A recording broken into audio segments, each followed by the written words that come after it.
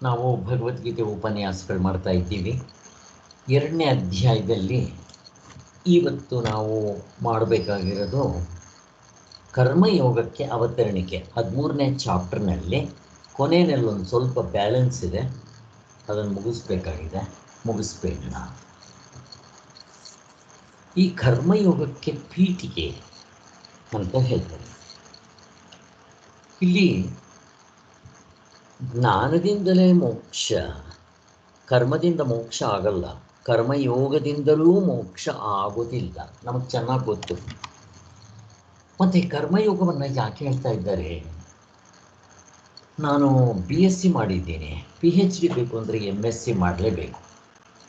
ಆ ಒಂದು qualification MSc ಆಗಿದ್ರೇ PhD ಮಾಡೋದಕ್ಕೆ ಅಧಿಕಾರ. ಅಂದರೆ ಡಿಗ್ರಿ ಆಗಿರಬೇಕು, ಈವನ್ ಮಾಸ್ಟರ್ ಡಿಗ್ರಿ ಕೂಡ ಆಗಿರಬೇಕು PhDಗೆ ಹೋಗ್ಬೇಕಾದ್ರೆ, ಅದಕ್ಕೆ ಡಾಕ್ಟ್ರೇಟ್ ಅಂತಾರೆ. ಹಾಗೆ ನನಗೆ ಜ್ಞಾನಕ್ಕೆ ಹೋಗೋದಕ್ಕೆ ಕರ್ಮಯೋಗವನ್ನು ಹಿಂದಿನ ಜನ್ಮದಲ್ಲೋ ಈ ಜನ್ಮದಲ್ಲೋ ಮಾಡಿ ಮುಗಿಸಿರಬೇಕು. ಹೇಗಿದೆ ನೋಡಿ, ಅದಕ್ಕೋಸ್ಕರನೇ ಈ ಜನ್ಮದಲ್ಲೇ ಮಾಡಬೇಕು ಅಂತೇನಿಲ್ಲ, ಹಿಂದಿನ ಜನ್ಮದಲ್ಲಿ ನೀವು ಮಾಡಿದ್ರೂ. ಈಗ ಒಂದು ಬೆಟ್ಟಕ್ಕೆ ಒಂದು ದೇವಸ್ಥಾನ ಇದೆ, 100 ಮೆಟ್ಲಿದೆ. ನಾನು 100 ಮೆಟ್ಲು ಹತ್ತಿದ್ರೇ ಆ ದೇವ್ರ ದರ್ಶನ ಆಗೋದು. ನಾನು 50 ಮೆಟ್ಲು ಹತ್ತಿಬಿಟ್ಟು ಮಿಕ್ಕಿರೋದು ನನ್ನ ಕೈನಲ್ಲಿ ಆಗಲಿಲ್ಲ ಅಂದರೆ ದೇವ್ರ ದರ್ಶನ ಆಗುತ್ತಾ? ಆಗೋದಿಲ್ಲ. ಅದಕ್ಕೋಸ್ಕರನೇ ನಾವು ಹಿಂದಿನ ಜನ್ಮದಲ್ಲಾದರೂ 50 ಹತ್ತಿರಬೇಕು, ಈ ಜನ್ಮದಲ್ಲಿ 51ರಿಂದ ಹತ್ತುತ್ತೀವಿ. ಹಾಗೆ ರಮಣ ಮಹರ್ಷಿಗಳು ನೋಡ್ರಿ, ಗುರು ಇಲ್ಲ, ಭಗವದ್ಗೀತೆ ಕೇಳಲಿಲ್ಲ, ಉಪನಿಷತ್ ಕೇಳಲಿಲ್ಲ, ಯಾವ ಗುರುವಿಂದ ಕೇಳಲಿಲ್ಲ, ಹೋದರು, ಕೂತ್ಕೊಂಡ್ರು, ಕಣ್ಣು ಮುಚ್ಕೊಂಡ್ರು, ಮುಕ್ತರಾಗ್ಬಿಟ್ರು ಧ್ಯಾನ ಯೋಗದಿಂದ. ಈಗ ಅವ್ರು ಯಾವ ಜನ್ಮದಲ್ಲಿ ಮಾಡಿದ್ರು? ಇದಕ್ಕೇನು ಉತ್ತರ ಕೊಡ್ತೀರಾ? ಎಷ್ಟನೇ ವರ್ಷದಲ್ಲಿ? 12ನೇ ವರ್ಷದಲ್ಲಿ. ಶಂಕರಾಚಾರ್ಯರು 8ನೇ ವರ್ಷಕ್ಕೆ ಭಾಷ್ಯಗಳನ್ನೆಲ್ಲ ಅಧ್ಯಯನ ಮಾಡಿ ಮುಕ್ತರಾಗಿ, ಅವ್ರು 8ನೇ ವರ್ಷಕ್ಕೆ ಮುಕ್ತರಾಗಿಬಿಟ್ಟಿದ್ರಂತೆ. 16ನೇ ವರ್ಷಕ್ಕೆ ಭಾಷ್ಯಗಳನ್ನು ಅವರೇ ಸ್ವತಃ ಬರೆದು, ಮತ್ತು 4 ಕಡೆನೋ ಆಶ್ರಮಗಳನ್ನು ಕಟ್ಟಿ ಎಲ್ಲ ಕಡೆ ದಿಗ್ವಿಜಯವನ್ನು ಮಾಡಿ 32ನೇ ವರ್ಷಕ್ಕೆ ದೇಹವನ್ನೇ ಬಿಟ್ಬಿಡ್ತಾರೆ. ಇನ್ನು 32ನೇ ವರ್ಷಕ್ಕೆ ನಮಗೆ ಆ ಈ ಹೇಳಕ್ಕೆ ಬರಲ್ಲ. ಆಧ್ಯಾತ್ಮದಲ್ಲಿ ಹೇಗಿದೆ ಇದು? ಏನು ಹೇಳ್ತೀವಿ? ಹಿಂದಿನ ಜನ್ಮದ ಸಂಸ್ಕಾರ. ಅದಕ್ಕೋಸ್ಕರನೇ ಆದಷ್ಟು ಜನ್ಮಗಳಲ್ಲಿ ಒಳ್ಳೆ ಸಂಸ್ಕಾರ ಕೂಡ ಕೊಡ್ರಿ. ಅದು ಎಸ್ಪೆಷಲಿ 60 ವರ್ಷ ಆದಮೇಲೆ ಕೊನೆ ಕಾಲದಲ್ಲಿ ನಮಗೆ ಇದೊಂದನ್ನೇ ಮಾಡಬೇಕು. ಒಂದು ಕ್ಷಣ ಅಥವಾ ಒಂದು ಮುಹೂರ್ತ ಅಥವಾ ಒಂದು ಗಳಿಗೆ ನಾನು ಪ್ರಪಂಚದಲ್ಲಿ ಮುಳುಗಿದ್ರೆ ಮತ್ತೆ ಗೋವಿಂದ ಅಂತ ಹೇಳ್ತಾರೆ. ಅದಕ್ಕೋಸ್ಕರನೇ ಕೊನೆ ಕಾಲದಲ್ಲಿ ಅಂದರೆ ನನಗೆ ನಾಳೆ ಬೆಳಿಗ್ಗೆ ಎದ್ದರೆ ಭಗವಂತ ನನಗೆ ಇನ್ನೂ ಒಂದು ದಿನ ಅವಕಾಶ ಕೊಟ್ಟಿದ್ದೀಯಾ, ಮತ್ತು ನಾನು ವ್ಯರ್ಥ ಮಾಡ್ಕೋಬಾರ್ದು ಅಂತ ಮನಸ್ಸಿನಲ್ಲಿ ತೀರ್ಮಾನ ಮಾಡಿಕೊಂಡು ಸಂಕಲ್ಪ, ಎಂಥ ಸಂಕಲ್ಪ? ದೃಢ ಸಂಕಲ್ಪ ಮಾಡ್ಕೋಬೇಕು. ಆ ಪಕ್ಷಿ, ಟಿಟಿಬಾ ಪಕ್ಷಿ ಸಮುದ್ರವನ್ನು ಒಣಗೋಸೋದಕ್ಕೋಸ್ಕರ ಮಾಡುತ್ತಲ್ಲ, ನಾವು ಧ್ಯಾನ ಮಾಡೋಕ್ಕಾಗದೇ ಇದ್ದರೂ ಪರವಾಗಿಲ್ಲ, ಅಟ್ಲೀಸ್ಟ್ ನಾನು 3 ಹೊತ್ತು ಒಳ್ಳೆ ಸಂಸ್ಕಾರವನ್ನಾದರೂ ಬೆಳೆಸ್ಕೊತೀನಿ ಅನ್ನೋದು. ಯಾಕಿದೆಲ್ಲ ಹೇಳಬೇಕಾಯ್ತು ಅಂತಂದರೆ, ಇಲ್ಲಿ ನಾವು ಜ್ಞಾನದಿಂದಲೇ ಮೋಕ್ಷ, ಸಂಶಯ ಇಲ್ಲ, ನಮಗೆಲ್ಲ ಗೊತ್ತಿದೆ. ಕರ್ಮಯೋಗವನ್ನು ಯಾಕೆ ಹೇಳ್ತಾರೆ ಅಂತಂದರೆ, ನಮಗೆ ಈ ಜನ್ಮದಲ್ಲೋ ಹಿಂದಿನ ಜನ್ಮದಲ್ಲೋ ಆ ಶ್ರವಣ ಮನನ ಧ್ಯಾನ ಕೇಳ್ತಾ ತತ್ವದಲ್ಲಿ ನಿಲ್ಲಕ್ಕೆ ಬರಬೇಕಾದ್ರೂ ನಮಗೆ ಆ ಯೋಗ್ಯತೆ ಇರಬೇಕು. ಅದಕ್ಕೆ ಕರ್ಮಯೋಗವನ್ನು ಮಾಡಿರಬೇಕು ಅಂತ ಪೀಠಿಕೆಯಲ್ಲಿ ಇಷ್ಟೆಲ್ಲ ಹೇಳಿದರು. ಸೊ ಅಲ್ಲಿಗೆ ತತ್ವಜ್ಞಾನದಿಂದಲೇ ಕರ್ಮಬಂಧವು ತಪ್ಪೀತೆ ಹೊರತು, ನೋಡ್ರಿ, ಎಲ್ಲಿ ಹೋದರೂ ಸ್ವಾಮಿಗಳು ಮತ್ತೆ ಹೇಳ್ತಾರೆ, ಜ್ಞಾನದಿಂದಲೇ ಮೋಕ್ಷ, ಕರ್ಮಬಂಧವು ತಪ್ಪೀತೆ ಹೊರತು ಮತ್ತು ಏತರಿಂದಲೂ ತಪ್ಪಲಾರದು ಎಂಬುದು ಶಾಸ್ತ್ರದ ಪರಮ ಸಿದ್ಧಾಂತ. ಆದರೆ ನಮ್ಮಲ್ಲಿ ಬಹುಜನರಿಗೆ ಜ್ಞಾನಕ್ಕೆ ತಕ್ಕ ಯೋಗ್ಯತೆ ಇರೋದಿಲ್ವೇ? ನಾನು PhDಗೆ ಹೋಗ್ಬೇಕು ಅಂದರೆ MSc ಆಗಿರಬೇಕು, MSc ಆಗಿಲ್ವೇ? ಕರ್ಮಯೋಗ. ಆದ್ದರಿಂದ ಉತ್ತಮ ಅಧಿಕಾರಿಗಳನ್ನ ಬಿಟ್ಟರೆ ತುಂಬ ಜನ, ಹೆಚ್ಚಿನ ಸಂಖ್ಯೆ ಸಾಂಖ್ಯ ಬುದ್ಧಿಯನ್ನು ಅವಲಂಬಿಸ್ಕೊಳ್ಳೋದಕ್ಕೆ ಆಗೋದಿಲ್ಲ. ಅದಕ್ಕೋಸ್ಕರ ಅವರು ಕರ್ಮಯೋಗವನ್ನೇ ಮಾಡಬೇಕು. ಹೇಳಬೇಕು ಅಂತಂದರೆ ಕರ್ಮಯೋಗ ಮಾಡೋರೂ ಕೂಡ ತುಂಬ ಕಡಿಮೆ ಮಟ್ಟದಲ್ಲಿ ಸಿಗ್ತಾರೆ. ಮತ್ತು ಇನ್ಯಾರು ಸಿಗ್ತಾರೆ? ಕಾಮ್ಯ ಕರ್ಮವನ್ನು ಮಾಡೋರು ಸಿಗ್ತಾರೆ. ಶಾಸ್ತ್ರವನ್ನು ನಂಬಿ ದೇವರ ಮೇಲೆ ಭಯ ಭಕ್ತಿಯಿಂದ ನನಗೆ ಆ ಫಲವಾಗಲಿ ಅಂತ ಮಾಡೋರಾದರೂ ಸಿಗ್ತಾರೆ. ಶಾಸ್ತ್ರ ಅವ್ರನ್ನೂ ಕೂಡ ಹೊಗಳುತ್ತೆ. ನಿಮ್ಗೆ ಅಂಥವ್ರು ಎಷ್ಟು ಜನ ಸಿಗ್ತಾರೆ? ಸಿಗೋದಿಲ್ಲ. ಮತ್ತು ಇನ್ನೆಂಥವ್ರು ಸಿಗ್ತಾರೆ? ನ್ಯಾಯ ನೀತಿ ಧರ್ಮದಿಂದ ಬಾಳೋರು ಸಿಗದೇ ಕಡಿಮೆ, ಅದು ಈ ಕಲಿಯುಗದಲ್ಲಿ. ಅವರೂ ಸಿಗೋದಿಲ್ಲ. ಮತ್ತು ಈಗಿನ ಕಾಲದಲ್ಲಿ ಎಂಥವ್ರು ಸಿಗ್ತಾರೆ? ಸ್ವೇಚ್ಛಾ ಪ್ರವೃತ್ತಿ, ಕಳ್ಳರು, ಮೋಸಗಾರರು, ವಂಚನೆಗಾರರು, ಹಿಂಸೆ ಮಾಡೋದು, ಕೊಲೆ ದರೋಡೆ ಎಲ್ಲ ಹೋಗ್ಬಿಟ್ಟಿದೆ. ಅದನ್ನೇ ಇದು ಕಲಿಯುಗ ಅಂತ ಕರೆಯೋದು. ಇಲ್ಲಿ ನಿಮಗೆ ಸ್ಟೆಪ್ ಬೈ ಸ್ಟೆಪ್ ನಾನು ಹೇಳೋದಕ್ಕೆ ಇಷ್ಟೆಲ್ಲ ಹೇಳಬೇಕಾಯಿತು. ಒಟ್ಟಿನಲ್ಲಿ ಈ ಸಾಂಖ್ಯ ಬುದ್ಧಿಯನ್ನು ಅವಲಂಬಿಸುವುದಕ್ಕೆ ಅನರ್ಹರೇ ಆಗಿರ್ತಾರೆ. ಆದ್ದರಿಂದ ಕರ್ಮವಾಸನೆಯಿಂದ ಕೂಡಿದ್ದರಾದರೂ ಈ ಸಂಸಾರ ಬಂಧನದಿಂದ ಹೇಗಾದರೂ ಬಿಡುಗಡೆ ಹೊಂದಬೇಕು ಅಂತ ನಾವು ಕಾತುರವಾಗಿರಬೇಕು ಅಂತ ಹೇಳ್ತಾರೆ. ಅಂಥವರಿಗೆ ಕರ್ಮಗಳನ್ನು ಮಾಡಿಯೂ ಕರ್ಮಬಂಧದಿಂದ ತಪ್ಪಿಸಿಕೊಳ್ಳುವ ಬಗೆಯನ್ನು ಹೇಳುವುದಕ್ಕೆ, ಅದಕ್ಕೋಸ್ಕರ ನಮಗೆ ಸ್ಟೆಪ್ ಬೈ ಸ್ಟೆಪ್ ಸಾಂಖ್ಯ ಯೋಗಕ್ಕೆ ಹೋಗೋದಕ್ಕೋಸ್ಕರ ಸ್ಟೆಪ್ ಬೈ ಸ್ಟೆಪ್ ಹೋಗೋದಕ್ಕೆ ನಾನಿಷ್ಟೊತ್ತು ನಿಮಗೆ ಆ ನಿಚ್ಚೇಣಿಕೆಯನ್ನು ತೋರಿಸಿದ್ದು. ಅಲ್ಲಿಗೆ ಕರ್ಮಯೋಗವನ್ನು ಮಾಡುವಂಥ ಅರ್ಜುನನಿಗೆ ಕೃಷ್ಣ ಭಗವಂತ ಹೇಳ್ತಾ ಇರೋದಕ್ಕೆ ಇದೇ ಕಾರಣ. ಇದನ್ನ ಯೋಗ ಬುದ್ಧಿ ಅಂತ ಕೂಡ ಹೋಗಲಿದ್ದಾರೆ. ಇಲ್ಲಿ ಕರ್ಮಯೋಗವನ್ನು ಹೊಗಳೋದಿಕ್ಕೆ ಯಾಕೆ ಅಂತಂದರೆ, ಈ ಶಾಸ್ತ್ರದಲ್ಲಿ ಒಂದಿದೆ, ಇದು ಜ್ಞಾನಕ್ಕೆ ಸಂಬಂಧಪಟ್ಟಿರೋದಲ್ಲ, ಕರ್ಮಕ್ಕೆ ಸಂಬಂಧಪಟ್ಟಿರೋದು. ಇಲ್ಲಿ ಈಗ 2ನೇ ಅಧ್ಯಾಯ ಜ್ಞಾನ ಹೇಳಿದ್ರು, ಆಮೇಲೆ ತತ್ವದಲ್ಲಿ ನಿಲ್ಲದೆ ಇದ್ದರಿಂದ ಕರ್ಮಯೋಗವನ್ನು ಹೇಳಕ್ಕೆ ಬಂದಿರೋದ್ರಿಂದ, ಇದಕ್ಕೆ ಕರ್ಮಕ್ಕೆ ಸಂಬಂಧಪಟ್ಟಿರೋದ್ರಿಂದ ಇಲ್ಲಿ ಕರ್ಮವನ್ನು ಹೊಗಳ್ತಾರೆ. ನೀವಿನ್ನೂ ಕೆಳಕೋಗ್ಲಿ, ಕಾಮ್ಯ ಕರ್ಮವನ್ನು ಹೊಗಳ್ತಾರೆ, ನಿತ್ಯ ಕರ್ಮಗಳನ್ನ ಹೊಗಳ್ತಾರೆ. ಕರ್ಮಯೋಗಕ್ಕೆ ಹೋಲಿಸಿ ನಿತ್ಯ ಕರ್ಮಗಳನ್ನ ಹೊಗಳ್ತಾರೆ. ನೀವಿನ್ನೂ ಕೆಳಕ್ಕೆ ಹೋಗ್ರಿ, ನಿತ್ಯ ಕರ್ಮಗಳಿಗೆ ಹೋಲಿಸಿ ಕಾಮ್ಯ ಕರ್ಮಗಳನ್ನು ಹೊಗಳ್ತಾರೆ. ಹೀಗೆ ಆಯಾ ಕರ್ಮಗಳನ್ನು ಹೊಗಳೋದು ಈ ಶಾಸ್ತ್ರದಲ್ಲಿ ಇದೊಂದು ವಾಡಿಕೆ. ಆಯಾ ಸಂದರ್ಭಗಳನ್ನು ಹೇಳುವಾಗ ಇದೇ ಹೆಚ್ಚಿನ ಶ್ರೇಷ್ಠದ್ದು ಅಂತ ಹೊಗಳ್ತಾರೆ. ನಾವಿಲ್ಲಿ ಕರ್ಮಯೋಗ ನೋಡಿಬಿಟ್ರೆ, ಭಗವಂತ ಹೊಗಳೋದು ನೋಡಿಬಿಟ್ರೆ, ಏನಪ್ಪ ಕರ್ಮಯೋಗದಿಂದನೇ ಮೋಕ್ಷ ಆಗೋ ಕೃಷ್ಣ ಭಗವಂತ ಹೇಳ್ತಾ ಇದ್ದಾನಲ್ಲ ಅಂತ ಅನಿಸ್ಬಿಡ್ಬೇಕು. ಅಷ್ಟು ಚೆನ್ನಾಗಿ ಹೊಗಳ್ತಾರೆ. ಆದ್ದರಿಂದ ಇದು ಹೊಗಳೋದಕ್ಕೆ ಕಾರಣ ಏನು ಅಂದರೆ ಅದನ್ನು ಮುಮುಕ್ಷುಗಳಿಗೆ ವಿಧಿಸುವುದಕ್ಕಾಗಿ.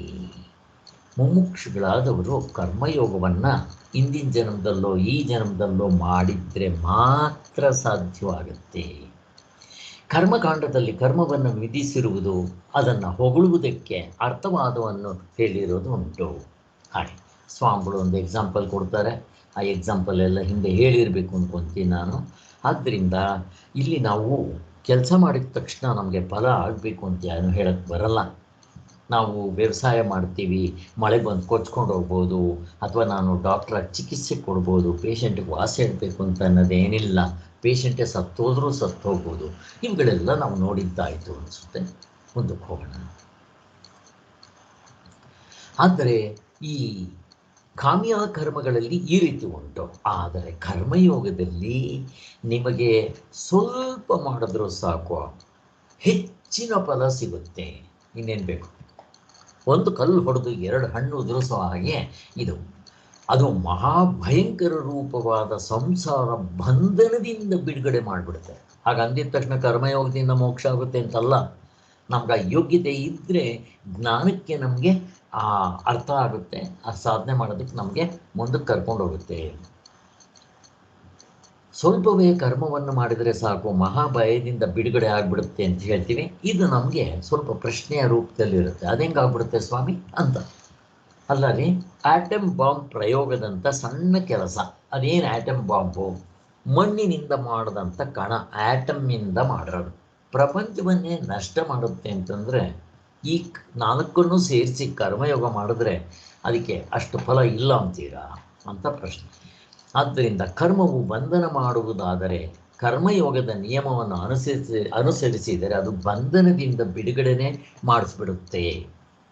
ಅರ್ಜುನ ಅಂದ್ಕೊಂಡಂಗೆ ಕೆಲಸ ಮಾಡಿದ್ರೆ ಬಂಧನಕ್ಕೆ ಒಳಗಾಗ್ತಾನೆ.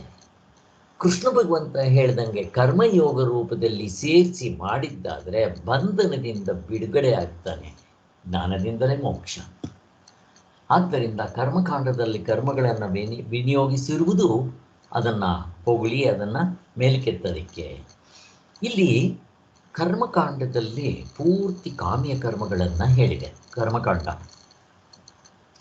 ಆದ್ದರಿಂದ ಪುತ್ರಕಾಮೇಷ್ಟಿ ಯಜ್ಞ, ಮತ್ತು ಪಶುಕಾಮೇಷ್ಟಿ ಯಜ್ಞ, ಮತ್ತು ಹಣಕ್ಕೋಸ್ಕರ, ವಿದ್ಯೆಗೋಸ್ಕರ, ಏಕಸಂಧಿ ಗ್ರಹನಾದಂಥ ಮಗನಿಗೆ, ಇವೆಲ್ಲ ಕಾಮ್ಯ ಕರ್ಮಗಳಲ್ಲಿ ಬೇಕಾದಷ್ಟು ಹೇಳಿರುತ್ತೆ. ಎಲ್ಲ ಕಾಮ್ಯ ಕರ್ಮಗಳು ಹೇಳಿರುತ್ತೆ. ಇವುಗಳನ್ನೇ ನಿಮ್ಮ ಜ್ಞಾನಕಾಂಡದಲ್ಲೂ ಹೇಳಿದೆಲ್ಲ. ಕಾರಣ ಏನು ಅಂತಂದರೆ ಇವುಗಳನ್ನೇ ಕರ್ಮಯೋಗ ರೂಪದಲ್ಲಿ ಮಾಡಿದರೆ ನಿಮಗೆ ಫಲವೂ ಸಿಗುತ್ತೆ, ಜೊತೆಗೆ ಅಂತಃಕರಣ ಶುದ್ಧಿಯಾಗಿ ನಿಮ್ಮನ್ನು ದರ ಜ್ಞಾನಕ್ಕೆ ಹೇಳ್ಕೊಂಡು ಹೋಗ್ಬಿಡುತ್ತೆ. ಅದಕ್ಕೋಸ್ಕರ ಮತ್ತು ಯೋಗದಲ್ಲಿ ಒಂದು ವಿಶೇಷ ಇದೆ. ನಾವು ವ್ಯವಸಾಯ ಅಂದರೆ ಯಾವುದೇ ಒಂದು ಕೆಲಸ ಮಾಡಬೇಕಾದ್ರೆ ನಮ್ಮ ಮನಸ್ಸಿನಲ್ಲಿ ದೃಢ ಸಂಕಲ್ಪ, ದೃಢವಾದ ಮನೋನಿಶ್ಚಯ ಇರಬೇಕು. ಅದು ಸಂಕಲ್ಪ. ಯಾವುದೇ ಕೆಲಸ ಆಗಲಿ, ಚಿಕ್ಕ ಕೆಲಸ ಆಗಲಿ, ದೊಡ್ಡ ಕೆಲಸ ಆಗಲಿ, ಇದು ಕರ್ಮಯೋಗ. ಜ್ಞಾನಯೋಗದಲ್ಲಿ ಆಗಲೇಬೇಕು ಅಂತ. ಹಾಗೆ ಈ ದೃಢ ಸಂಕಲ್ಪ ಹೇಗೆ ಬರುತ್ತೆ ಅಂತಂದರೆ, ಅಳಿಲು ಸೇವೆ, ಆ ರಾಮನ ಸೀತೆ ಕಟ್ಟುವಾಗ ಅಳಿಲು ಆ ಸೇವೆ ಮಾಡ್ತಾ ಇದ್ದಾಗ ಆ ಶ್ರೀರಾಮಚಂದ್ರ ಎಷ್ಟು ಹೊಗಳ್ತಾನೆ ನೋಡ್ರಿ ಅದನ್ನು. ಮತ್ತು ಅದನ್ನು ಸಂತೋಷ ಆಗಿ ತನ್ನ ಬೆನ್ನ ಮೇಲೆ ಕೈ ಆಡಿಸಿದಾಗ 3 ಬೆರಳುಗಳು ಬಿದ್ದಿರುತ್ತೆ. ಏನಂತಾರೆ ಅದಕ್ಕೆ? ಲಿಟಲ್ ಡ್ರಾಪ್ಸ್ ಆಫ್ ವಾಟರ್, ಹನಿ ಹನಿಗೂಡಿದ್ರೆ ಹಳ್ಳ ಅಲ್ವಾ? ಹಾಗೆ ನಾವು ಮಾಡೋ ಸ್ವಲ್ಪ ಸಾಧನೆ ಮಾಡ್ತಾ ಬರಬೇಕು, ಅದೇ ಜಾಸ್ತಿ ಆಗಿಬಿಡುತ್ತೆ, ಹೆಮ್ಮರವಾಗಿಬಿಡುತ್ತೆ ಅಂತ ಹೇಳ್ತೀವಲ್ಲ. ಹಾಗೆ ಇನ್ನೂ ಒಂದು ಎಕ್ಸಾಂಪಲ್ ಹೇಳ್ತಾರೆ. ದೃಢ ಸಂಕಲ್ಪ. ನಾನೇನೇ ಮಾಡಲಿ, ಯಾವುದೇ ಕೆಲಸ ಮಾಡೋದು ಕರ್ಮಯೋಗದಲ್ಲಿ ಮಾಡ್ತೇನೆ ಅಂತ ಒಂದು ದೃಢ ಸಂಕಲ್ಪ ಮಾಡಬೇಕು. ಇದೊಂದಕ್ಕೆ ಅಲ್ಲ, ಮುಂದಕ್ಕೆ ಹೋದ್ಮೇಲೆ ನಾನು ಜ್ಞಾನವನ್ನೇ ಮಾಡ್ತೀನಿ, ಶ್ರವಣ ಮನನ ಧ್ಯಾನವೇ ಮಾಡ್ತೀನಿ ಅಂತ ಪ್ರತಿ ಸಂದರ್ಭದಲ್ಲೂ ಸಂಕಲ್ಪ. ಧ್ಯಾನ ಯೋಗ ಮಾಡುವಾಗ ಇನ್ನು ನಾನು ಧ್ಯಾನ ಆಗೋವರೆಗೂ ನಾನು ಬಿಡೋದಿಲ್ಲ ಅಂತ ಈ ದೃಢ ಸಂಕಲ್ಪ. ಇದು ಟಿಟಿಬ ಪಕ್ಷಿ ಸಮುದ್ರವನ್ನು ಒಣಗಿಸೋ ಕತೆ ನಿಮಗೆಲ್ಲ ಗೊತ್ತಿದೆ. ಆ ರೀತಿ ನಾವು ದೃಢ ಸಂಕಲ್ಪ ಮಾಡಬೇಕು. ಗೊತ್ತಿಲ್ಲದೆ ಇರೋರು ಕೇಳಿ, ಆ ಕತೆ ಹೇಳ್ತೀನಿ. ಇಲ್ಲಿ ಇದನ್ನು ದೃಢ ಸಂಕಲ್ಪ, ದೃಢ ಮನೋನಿಶ್ಚಯ ಅಂತ ಹೇಳ್ತಾರೆ. ಆದ್ದರಿಂದ ನಾನು ಇನ್ನು ಎಂದಿಗೂ ಕಾಮಕ್ರೋಧಗಳಿಗೆ ವಶ ಆಗೋದಿಲ್ಲ ಅಂತ ನಾವು ಮೊದಲನೇದು ಕಾಮಕ್ರೋಧಗಳಿಗೆ ವಶ ಆಗಬಾರ್ದು. ಕಾಮ ಕ್ರೋಧ ನಮಗೆ ಗೊತ್ತಿದೆ. ಇದು ಅಧ್ಯಾಸ, ಅವಿದ್ಯೆ, ಕಾಮ. ಕಾಮ ಆಗಿದ ತಕ್ಷಣ ಸಂಕಲ್ಪ, ಸಂಕಲ್ಪ ಆಗಿದ ತಕ್ಷಣ ಕರ್ಮ, ಕರ್ಮ ಮಾಡಿದ ತಕ್ಷಣ ತಿರ್ಗಾ ಭೋಗ, ಭೋಗ ಆದಮೇಲೆ ಅದರ ಸಂಸ್ಕಾರ. ಈ ಸೈಕಲ್ ರಿಪೀಟ್ ಆಗ್ತಾ ಇರುತ್ತೆ. ಆದ್ದರಿಂದ ಅವಿದ್ಯಾ ಕಾಮ ಕರ್ಮ ಕ್ರಿಯೆಗಳು ಇವು ವಶವಾಗಬಾರ್ದು ನಾವು. ಅದಕ್ಕೋಸ್ಕರ ಈ ಪ್ರಪಂಚವೆಲ್ಲ ಅನಿತ್ಯ ಅಂತ ಚೆನ್ನಾಗಿ ಮೆಲುಕು ಹಾಕಿ ನಾವು ಆ ಕಾಮದ ಕಡೆ ಹೋಗಬಾರ್ದು. ಬ್ರಹ್ಮ ಸತ್ಯ, ಜಗತ್ತು ಮಿಥ್ಯ ಅಂತ ಮನಸ್ಸಿನಲ್ಲಿ ಮೆಲುಕು ಹಾಕಬೇಕು. ನಾವು ಪರಮಾರ್ಥ ಚಿಂತಾಮಣಿ ಮಾಡಿದಾಗೆಲ್ಲ ಇದನ್ನೇ ಆಗ್ತಾ ಇರುತ್ತೆ. ಆದ್ದರಿಂದ ಏನಾದರೂ ಮಾಡಿ ಸಂಸಾರದಿಂದ ಬಿಡುಗಡೆ ಹೊಂದಬೇಕು, ನನ್ನ ಜೀವನದ ಉದ್ದೇಶವೇ ಇದು ಅಂತ ನಾವು ಮನೋನಿಶ್ಚಯ ಮಾಡಬೇಕು. ಇದನ್ನು ವ್ಯವಸಾಯ ಅಂತ ಕರೀತಾರೆ. ಆದ್ದರಿಂದ ಭಗವಂತನು ಹೆಚ್ಚಿನದನ್ನು ಹೊಗಳೋದಕ್ಕೋಸ್ಕರ ಕೆಳಗಿಂದನ್ನು ತೆಗಳ್ತಾನೆ. ಇಲ್ಲಿ ಕರ್ಮಯೋಗವನ್ನು ಹೊಗಳ್ಬೇಕಾದ್ರೆ ಕಾಮ್ಯ ಕರ್ಮವನ್ನು ತೆಗಳಿರ್ತಾನೆ. ಅದಕ್ಕೆ ಹೇಳಿದ್ದು ನೋಡ್ಕೋಬೇಕು ನಾವು ಸಂದರ್ಭ. ಒಂದನ್ನು ನಿಂದಿಸುವುದು ಮತ್ತೊಂದನ್ನು ಹೊಗಳುವುದಕ್ಕೋಸ್ಕರ, ಕಾಮ್ಯ ಕರ್ಮದ ನಿಂದೆಯನ್ನು ಕರ್ಮಯೋಗದಲ್ಲಿರುವ ವಿಶೇಷವನ್ನು ತಿಳಿಸುವುದಕ್ಕೋಸ್ಕರ ಅಷ್ಟೇ. ಕಾಮ್ಯ ಕರ್ಮದ ಬುದ್ಧಿಯು ಹೇಗಿರುವುದು ಅಂತಂದರೆ, ಕಾಮ್ಯ ಕರ್ಮದ ಬುದ್ಧಿ ಈ ಕೆಲಸ ಮಾಡ್ತೇನೆ, ಇಂಥ ಫಲ ಆಗಬೇಕು ಅನ್ನೋದು. ಅದು ತುಂಬ ಜೊಳ್ಳುತನ. ಏನೂ ತಿಳಿಯದ ಚಿಕ್ಕ ಮಕ್ಕಳಿಗೆ ಬೆಲ್ಲ, ಸಕ್ಕರೆ, ಮಿಠಾಯಿ, ಕಲ್ಸಕ್ಕರೆ ಅಂತಂದರೆ ಹೇಗೆ ಅವ್ರಿಗೆ ನಾಲ್ಗೆ ರುಚಿ ಆಗುತ್ತೋ ಹಾಗೆ ಈ ಕಾಮಗಳಿಗೆ ವಶರಾದವರಿಗೆ ಈ ಕಾಮ್ಯ ಕರ್ಮಗಳ ವಿಚಾರ ಹೇಳಿದರೆ ಕಿವಿ ನೆಟ್ಟಗಾಗುತ್ತಂತೆ. ಅಯ್ಯೋ ಮತ್ತೆ ಹೇಳಿ ಅಂತ ಅವುಗಳು ಮಾಡೋದಕ್ಕೆ ಆಸೆ ಆಗಿಬಿಡುತ್ತೆ ಅಂತ. ಹಾಗೆ ಆದ್ದರಿಂದ ಹಿಂದಿನ ಜನ್ಮದ ಸಂಸ್ಕಾರ ಸ್ವಲ್ಪ ಇತ್ತು ಅಂತಂದರೆ ಅವುಗಳು ಹೇಳಿದ್ರೆ ಛೆ ಅದೇನು ಮಾಡಿ ಪಡೆಯೋದು, ಮತ್ತೆ ತಿರ್ಗ ಅದನ್ನು ಅನುಭವಿಸೋದು, ಸ್ವರ್ಗ ನರಕ ಅನುಭವಿಸೋದು, ತಿರ್ಗ ಹುಟ್ಟು ಬರೋದು ಬೇಡ, ಇದನ್ನು ತಪ್ಪಿಸ್ಕೋಬೇಕು ಅಂತಂದಾಗ ಕರ್ಮಯೋಗ ನಮಗೆ ಉತ್ತರ ಸಿಗುತ್ತೆ ಅಂತ ಹೇಳಿ.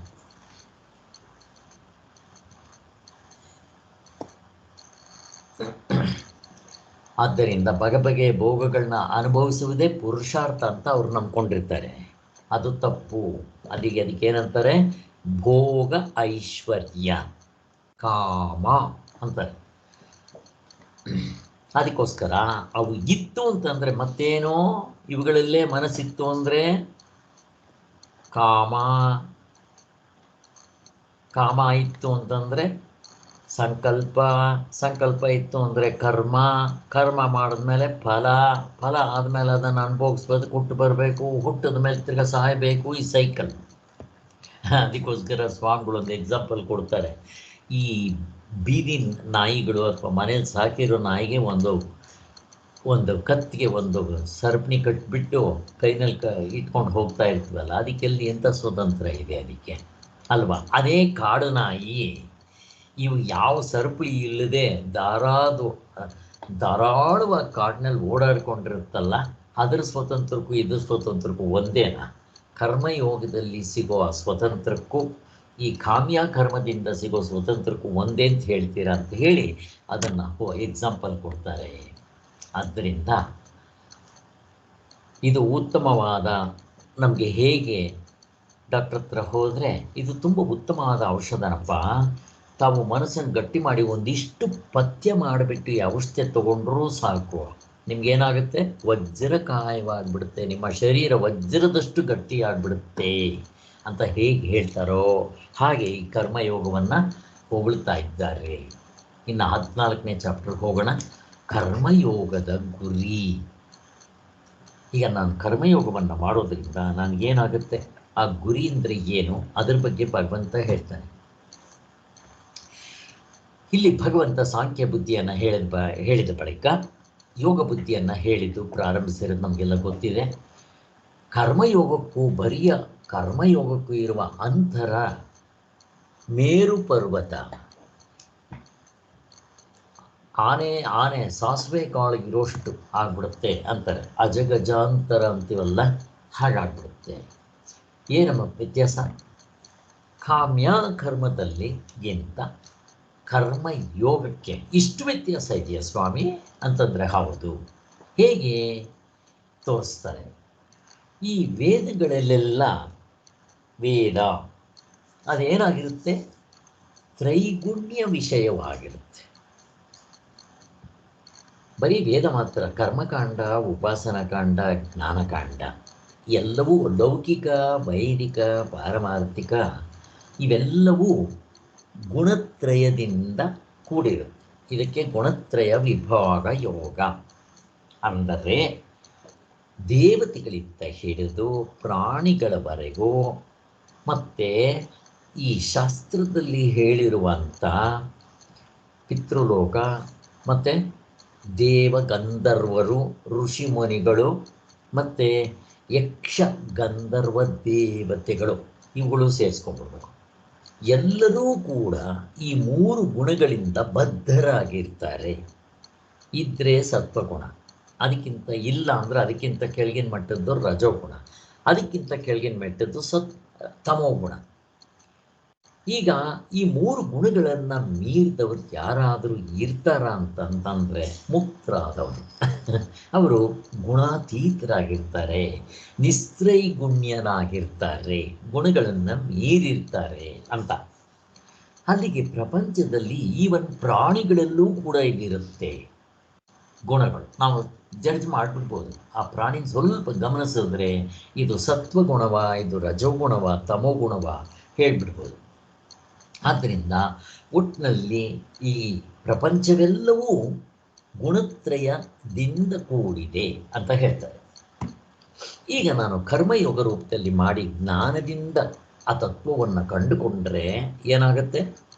ನಿಸ್ತ್ರೈಗುಣ್ಯನಾಗ್ತೀವಿ, ಅಂದರೆ ಗುಣಗಳನ್ನು ಮೀರ್ಬಿಡ್ತೀನಿ, ನಿರ್ದ್ವಂದ್ವನಾಗ್ತೀನಿ, ದ್ವಂದ್ವಗಳನ್ನು ಮೀರ್ತೀನಿ.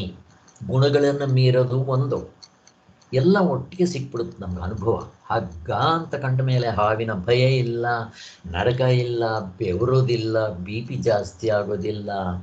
ಮತ್ತು ಹೀಗೆ ಇಷ್ಟೆಲ್ಲ ಬೆನಿಫಿಟ್ಸ್ ಹೇಗಾಗುತ್ತೋ ನೀವು ಆ ಆತ್ಮಸ್ವರೂಪವನ್ನು ಕಂಡುಕೊಂಡ್ರೆ ಆಗ ನಮಗೆ ಗುಣಗಳನ್ನು ಮೀರಿಬಿಡ್ತೀವಿ, ಗುಣಾತೀತನಾಗ್ಬಿಡ್ತಾನೆ. ಇನ್ನು ನಿರ್ದ್ವಂದ್ವನಾಗ್ಬಿಡ್ತೀವಿ, ದ್ವಂದ್ವಗಳಿರೋಲ್ಲ. ದ್ವಂದ್ವ ಅಂದರೆ ಏನು? ನಮಗೆ ಗೊತ್ತಿರೋ ಹಾಗೆ ದ್ವಂದ್ವಗಳು ಸುಖ ದುಃಖ ಶೋಕ ಮೋಹ ರಾಗ ದ್ವೇಷ ಭಯ ಅಭಯ, ಮತ್ತು ದಿಗಿಲು ಪಡೋದು ದಿಗಿಲು ಪಡದೇ ಇರೋದು, ಮತ್ತು ಲಾಭ ನಷ್ಟ ಅಪ್ ಆ್ಯಂಡ್ ಡೌನ್, ಇವೆಲ್ಲ ದ್ವಂದ್ವಗಳು, ಆಗಮಾಪಾಯಿಗಳು, ಬಂದು ಹೋಗುವಂಥದ್ದು, ತಡ್ಕುವಂಥ ಕೃಷ್ಣ ಭಗವಂತ 2ನೇ ಅಧ್ಯಾಯದಲ್ಲೇ ಹೇಳಿದ್ದ ಅಲ್ವಾ. ಆದ್ದರಿಂದ ನಮಗೆ ಈ ದ್ವಂದ್ವಗಳನ್ನು ಮೀರಿಬಿಡ್ತೀವಿ. ಮತ್ತು ನಿತ್ಯ ಸತ್ವಸ್ಥನಾಗು ಅಂದರೆ ಸತ್ಯವಾಗಿರೋ ವಸ್ತು ಯಾವುದು? ಪರಮಾತ್ಮನೇ. ಅದಕ್ಕೆ ಹೇಗಿದ್ದರೆ ವಸ್ತು ಸತ್ಯ ಅಂತ ಹೇಳಬೇಕು ಅಂತ ಹೇಳಿ ಪರಮಾತ್ಮನೇ ಸತ್ಯವಾಗಿರೋ ವಸ್ತು, ಅದು ಇಲ್ಲದಂಗೆ ಆಗಬಾರ್ದು, ಬದಲಾವಣೆ ಆಗಬಾರ್ದು, ಅದು ಸಬ್ಜೆಕ್ಟ್ ಆಗಿರಬೇಕು ಅಂತ ಹೇಳಿದ್ವಲ್ಲ, ಅದು ಮಿಕ್ಕಿರೋ ಈ ಅನಾತ್ಮ ಎಲ್ಲ ನಿಜವಾಗ್ಲೂ ಅದು ಸತ್ಯವಾಗಿರೋ ವಸ್ತು ಅಲ್ಲ, ಅದು ಅನಾತ್ಮ, ತೋರಿಹಾರದು, ಇಲ್ಲದೇ ಇರೋದು, ಮತ್ತೆಲ್ಲದಕ್ಕಿಂತ ಹೆಚ್ಚಾಗಿ ಅದು ದುಃಖಾಲಯ. ಇದನ್ನು ಮೆಲುಕಾಗಬೇಕು. ಅದೇ ಆತ್ಮ ಸತ್ಯ ಅಂತ ಅನ್ನೋದನ್ನು ಆನಂದ ಸ್ವರೂಪ ಅಂತ ಕೂಡ ಹೇಳ್ತಾರೆ. ಕಲ್ಪನಾ ವೆರಿ ಗುಡ್ ಅಮ್ಮ, ಜಾಯಿನ್ ಆದರೆ. ನಿತ್ಯ ಸತ್ವಸ್ಥನಾಗು, ನಿರ್ಯೋಗಕ್ಷೇಮನಾಗು. ವ್ಯವಹಾರದಲ್ಲಿ ಇದ್ದರೆ, ಈ ಶರೀರದಲ್ಲಿ ಇದ್ದರೆ ನಮಗೆ ಯೋಗಕ್ಷೇಮ ಇವುಗಳನ್ನೆಲ್ಲ ಎಕ್ಸ್ಪ್ಲೈನ್ ಮಾಡ್ತಾ ಬರ್ತಾರೆ ಒಂದೊಂದೇ. ಅಲ್ಲಿ ನೋಡೋಣ. ಇನ್ನು ಆತ್ಮವಂತನಾಗು. ಹಗ್ಗವನ್ನು ಕಂಡ ಮೇಲೆ ಹೇಗೆ ಪೂರ್ತಿ ಭಯ ಇರಲ್ವೋ, ಆತ್ಮನ್ನು ಕಂಡ ಮೇಲೆ ಅವನಿಗೆ ಹುಟ್ಟು ಸಾವುಗಳು ಎಲ್ಲವೂ ತಪ್ಪಿಸ್ಕೊಂಡ್ಬಿಡ್ತಾನೆ. ನೋಡ್ರಿ, ಕರ್ಮಯೋಗ ಒಂದು ಮಾಡಿ ಜ್ಞಾನಕ್ಕೆ ಸ್ವಲ್ಪ ಯೋಗ್ಯತೆ ಬಂದುಬಿಟ್ರೆ ಇಷ್ಟು ಬೆನಿಫಿಟ್ಸ್ ಆಗಿಬಿಡುತ್ತೆ. ಅದಕ್ಕೋಸ್ಕರ ಕರ್ಮ ಅಷ್ಟು ಚಿಕ್ಕದು ಮಾಡಿದ್ರೆ ಇಷ್ಟು ದೊಡ್ಡ ಫಲ ಆಗುತ್ತಾ ಅಂತ ಪ್ರಶ್ನೆ ಇತ್ತಲ್ಲ, ಅದಕ್ಕೆ ಉತ್ತರ ಇದು. ಅಲ್ಲಿಗೆ ಏನೇನಾಗುತ್ತೆ? ಗುಣಗಳನ್ನ ಮೀರ್ತಾನೆ, ದ್ವಂದ್ವಗಳನ್ನ ಮೀರ್ತಾನೆ, ನಿತ್ಯ ಸತ್ಯದಲ್ಲಿರ್ತಾನೆ, ಯೋಗಕ್ಷೇಮಗಳನ್ನು ಮೀರ್ತಾನೆ. ಇವೆಲ್ಲ ಮೊದಲು ಅವನು ಮುಕ್ತನಾಗಕ್ಕೆ ಮೊದಲು. ಮತ್ತು ಆತ್ಮವಂತನಾಗ್ಬಿಡ್ತಾನೆ, ಆತ್ಮನೇ ಆಗ್ಬಿಡ್ತಾನೆ. ಆತ್ಮನೇ ಆಗ್ಬಿಟ್ರೆ ಇನ್ಯಾವುದರ ಭಯ? ಈಗೇನಾಗಿದ್ದಾನೆ? ಶರೀರ ಆಗಿದ್ದಾನೆ. ಆದ್ದರಿಂದ ಇವು ಎಲ್ಲ ಗುಣಗಳಿಂದ ಇರೋದು, ದ್ವಂದ್ವಗಳಿಂದ ದುಃಖ ಪಡೋದು, ಗುಣಗಳಿಂದ ದುಃಖನೇ, ಎಲ್ಲವೂ ದುಃಖವೇ. ಗುಣಗಳು, ದ್ವಂದ್ವಗಳು, ಅನಾತ್ಮ, ಯೋಗಕ್ಷೇಮ, ಮತ್ತು ಆತ್ಮನ ಆಗದೇ ಇರೋದು, ಶರೀರದಲ್ಲಿರೋದು, ಇವೆಲ್ಲ ಯಾತಕ್ಕೋಸ್ಕರ ಇದೆ? ವ್ಯವಹಾರದಲ್ಲಿದೆ. ಯಾತಕ್ಕೋಸ್ಕರ ಇದೆ? ಕರ್ತೃತ್ವ ಭೋಕ್ತೃತ್ವ ಇರೋದರಿಂದ, ಕಾಮ ಇರೋದರಿಂದ. ಅಧ್ಯಾಸ, ಅವಿದ್ಯೆ, ಕಾಮ, ಕರ್ಮ, ಜನ್ಮ, ಇದಕ್ಕೋಸ್ಕರ ಅಂತಾರೆ. ಇದನ್ನು ಒಂದೊಂದೇ ಎಕ್ಸ್ಪ್ಲೈನ್ ಮಾಡ್ತಾರೆ, ನೋಡ್ತಾ ಹೋಗೋಣ. ಇಲ್ಲಿ ವೇದ ಅಂತಂದರೆ ವೇದದಲ್ಲಿ 2 ಭಾಗ ಇರುತ್ತೆ, ಕರ್ಮಕಾಂಡ, ಜ್ಞಾನಕಾಂಡ. ಈ ಜ್ಞಾನಕಾಂಡದಲ್ಲಿ ಉಪಾಸನಕಾಂಡ ಅಂತಿರುತ್ತೆ, ಅಥವಾ ಕರ್ಮಕಾಂಡದಲ್ಲೇ ಉಪಾಸನಕಾಂಡ ಅಂತ ಇಟ್ಕೋಬಹುದು. ಈ ವೇದವೆಲ್ಲ 4 ವೇದಗಳು, ಯಾವುದೇ ವೇದ ತಗೊಂಡ್ರು ವೇದದಲ್ಲಿ ಇಷ್ಟು ಇರುತ್ತೆ. ತ್ರೈಗುಣ್ಯಗಳನ್ನು ಹೇಳಿರುತ್ತೆ. ಸತ್ವಗುಣ, ರಜೋಗುಣ, ತಮೋಗುಣ, ಈ 3 ಗುಣಗಳನ್ನು ಹೇಳಿ, ಆ ಗುಣಗಳ ಲಕ್ಷಣವನ್ನು ಹೇಳಿ ಅವುಗಳನ್ನ ಮೀರಬೇಕು. ನೀನು ನಿಸ್ತ್ರೈಗುಣ್ಯನಾಗು ಅಂತ ವಾಕ್ಯವನ್ನು ಮೇಲ್ಮೇಲೆ ನೋಡಿದ್ರೆ ನಮ್ಗೆ ಅರ್ಥ ಆಗುತ್ತೆ. ಕೃಷ್ಣ ಭಗವಂತ ಅದನ್ನೇ ಹೇಳ್ತಾ ಇರೋದು, ನೀನು ನಿಸ್ತ್ರೈಗುಣ್ಯನಾಗು ಅಂತ. ನೀನು ವೇದವನ್ನು ಬಿಡು. ವೇದವನ್ನು ಬಿಡು ಅಂತಂದರೆ ಮೋಸಗಿಸ ಮಾಡುವಂತಲ್ಲ. ವೇದ ಅವೇದವಾಗಬೇಕು, ಜಪ ಅಜಪವಾಗಬೇಕು, ಶರೀರ ಅಶರೀರವಾಗಬೇಕು, ಗುಣ ಗುಣಗಳನ್ನು ಬಿಡಬೇಕು, ಗುಣಾತೀತನಾಗಬೇಕು, ದ್ವಂದ್ವಾತೀತನಾಗಬೇಕು. ಹೀಗೆ ಅದೇ ರೀತಿ ಕರ್ತೃತ್ವ ಭೋಕ್ತೃತ್ವ ಇಲ್ದಂಗಾಗಬೇಕು. ಇವೆಲ್ಲ ನಮಗೆ ಗೊತ್ತಿದೆ. ಆದ್ದರಿಂದ ಇನ್ನೇನೇನು ಬಿಡಬೇಕಿಲ್ಲಿ? ಇವೆಲ್ಲ ಬಿಡ್ತಾ ಬರಬೇಕು. ನೀವು ವೇದವನ್ನು ಬಿಡು ಅಂತಂದರೆ ಅದು. ಆಮೇಲೆ ಮನಸ್ಸು ಅಮನಸ್ಸಾಗಬೇಕು. ಹಾಗೆ ಸೊ ಅನಾತ್ಮವನ್ನು ಬಿಡೋದೇ ಆತ್ಮನಾಗಿ ಉಳ್ಕೊಳ್ಳೋದಿಕ್ಕೆ. ಆಮೇಲೆ ವೇದೋಕ್ತ ಕರ್ಮಗಳನ್ನು ಮಾಡಬೇಡ ಅಂತ ಅರ್ಥ ಆಗುತ್ತಿಲ್ಲ. ವೇದೋಕ್ತ ಕರ್ಮಗಳನ್ನು ಮಾಡಬಾರ್ದು ಅಂತಂದರೆ ಅಲ್ಲಿ ಹೇಳಿರೋ ಕಾಮ್ಯ ಕರ್ಮಗಳನ್ನು ನೀನು ಕರ್ಮಯೋಗದಲ್ಲಿ ಮಾಡಿದ್ರೆ ಆ ವೇದೋಕ್ತ ಕರ್ಮಗಳನ್ನು ಬಿಟ್ಟಂತೆ. ಆದರೆ ಬಿಟ್ಟಿಲ್ಲ, ನಾನು ಕರ್ಮ ಬೇರೆ ರೀತಿಯಲ್ಲಿ ಮಾಡ್ತಾ ಇದ್ದೀನಿ ಅಲ್ವಾ. ಅದಕ್ಕೆ ಒಂದು ಹಾಗೆ ಹಲ್ಲಿಕ್ಕಿತ್ತು ಹಾಗೆ ಕರ್ಮಸು ಕೌಶಲಂ ಅಂತ ಅನ್ನೋ ಹಾಗೆ ನಾನು ಕರ್ಮಯೋಗ ರೂಪದಲ್ಲಿ ಮಾಡ್ತಾ ಇರೋದರಿಂದ ವೇದ ಕರ್ಮಗಳನ್ನ ಬಿಟ್ಟಂಗಾಗಲಿಲ್ಲ. ಅದಕ್ಕೋಸ್ಕರ ಹೇಳ್ತಾ ಇದ್ದೀನಿ. ಆದರೆ ಅದನ್ನು ನಿಸ್ತ್ರೈಗುಣ್ಯನಾಗೋದಕ್ಕೆ ಹೇಗೆ ಮಾಡಬೇಕೋ ಹಾಗೆ ಮಾಡಬೇಕು, ಅಂದರೆ ಕರ್ಮಯೋಗ ರೂಪದಲ್ಲಿ. ಯಾರು ನಿಸ್ತ್ರೈಗುಣ್ಯರಾಗ್ತಾರೋ, ಈಗ ನಿಸ್ತ್ರೈಗುಣ್ಯವನ್ನು ವರ್ಣಿಸ್ತಾ ಇದ್ದಾರೆ. ನಿಸ್ತ್ರೈಗುಣ್ಯ ಅಂದರೆ ಏನು? ಯಾರು ನಿಸ್ತ್ರೈಗುಣ್ಯರಾಗ್ತಾರೋ ಅವರಿಗೆ ವಿಧಿಯಲ್ಲಿ ಅದು ಅಂದರೆ ಕರ್ಮಕಾಂಡ, ಈ ಕರ್ತೃತ್ವ ಭೋಕ್ತೃತ್ವ ಇರೋವನಿಗೆ ಶಾಸ್ತ್ರದಲ್ಲಿ ಹೇಳಿರುವುದನ್ನು ಮಾಡು, ಶಾಸ್ತ್ರದಲ್ಲಿ ಏನು ಮಾಡಬಾರ್ದು ಅಂತ ಹೇಳಿದೆಯೋ ಅದನ್ನು ಬಿಟ್ಟು ಬಿಡು ಅಂತ ಹೇಳುತ್ತೆ. ಅದರ ಅರ್ಥ ಏನು? ಒಳ್ಳೆಯ ಕೆಲಸಗಳನ್ನ ಮಾಡು, ಕೆಟ್ಟದ್ದನ್ನು ಮಾಡಬೇಡ, ಸತ್ಯವನ್ನು ಹೇಳು, ಸುಳ್ಳನ್ನು ಹೇಳಬೇಡ ಅಂತ ಹೇಳ್ತಾರಲ್ಲ. ಕಳ್ತನ ಮಾಡಬೇಡ, ಒಳ್ಳೆಯದನ್ನು ಮಾಡು, ದಾನ ಧರ್ಮಗಳನ್ನು ಮಾಡು, ಹೀಗೆ ಇವುಗಳನ್ನೆಲ್ಲ ಹೇಳ್ತಾ ಬರುತ್ತೆ. ಆದರೆ ಮುಕ್ತನಾದವನಿಗೆ ಈ ಕೆಲಸ ಮಾಡು, ಆ ಕೆಲಸ ಮಾಡು ಅವನಿಗೆ ಹೇಳಬೇಕಾ? ಅವನು ನಿಸ್ತ್ರೈಗುಣ್ಯನಾಗ್ಬಿಟ್ಟಿರ್ತಾನೆ. ಅಂದರೆ ಇಲ್ಲಿ ಒಂದು ಕೆಲವರು ಏನು ಮಾಡ್ತಾರೆ, ಇದರಲ್ಲಿ ನಿಜವಾದ ಅರ್ಥ ಏನಪ್ಪ ಅಂತಂದರೆ, ನಿಮ್ಗೆ ಎಷ್ಟೊಂದು ಸಾರಿ ಹೇಳಿದ್ದೀನಿ, ನಿಸ್ತ್ರೈಗುಣ್ಯನಾದವನು ಹೇಗಿರ್ತಾನೆ ಅಂತ.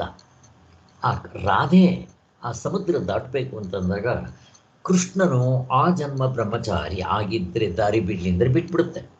ಅಲ್ಲಿ ಊಟ ಮಾಡಿದ್ಮೇಲೆ ಇವರು ಯಾರವರು, ಅವರು ನಿತ್ಯ ಉಪವಾಸಿ. ಯಾರು? ದುರ್ವಾಸ ಮಹರ್ಷಿಗಳು ನಿತ್ಯ ಉಪವಾಸಿ. ಆವಾಗ ತಾನೇ ಮೃಷ್ಟಾನ್ನ ಭೋಜನ ಹೊಟ್ಟೆ ತುಂಬ ಊಟ ಮಾಡಿದ್ದಾರೆ. ನಿತ್ಯ ಉಪವಾಸಿ ಅಂದರೆ ದಾರಿ ಬಿಟ್ಬಿಡ್ತು ಅಂತ ಹೇಳ್ತಾರಲ್ಲ. ಇದರ ಅರ್ಥ ಏನು? ಮುಕ್ತರಾದವರಿಗೆ, ಅವತಾರ ಪುರುಷರಿಗೆ ಯಾವ ಗುಣಗಳು ಕಟ್ಟಾಕೋದಿಲ್ಲ. ಆದ್ದರಿಂದ ಅವರು ಗುಣಗಳನ್ನು ಮೀರಿರ್ತಾರೆ. ಅವರು ಯಾವ ಕರ್ಮಕಾಂಡದಲ್ಲಿ ಹೇಳಿರೋ ಕರ್ಮಗಳನ್ನ ಮಾಡಬೇಕಾಗಿಲ್ಲ, ಉಪಾಸನೆ ಮಾಡಬೇಕಾಗಿಲ್ಲ, ಅಷ್ಟೆಲ್ಲ ಅದಕ್ಕೆ ಶ್ರವಣ ಮನನ ಧ್ಯಾನ ಮಾಡಬೇಕಾಗಿಲ್ಲ. ಪಾಸಾದ್ಮೇಲೆ ಇನ್ನೇನು ಪುಸ್ತಕ ಓದ್ತೀರ ಸ್ವಾಮಿ ನೀವು? ಹಗ್ಗ ಕಟ್ಟ ಮೇಲೆ ಇನ್ನೇನಾದರೂ ಮಾಡಬೇಕಾ?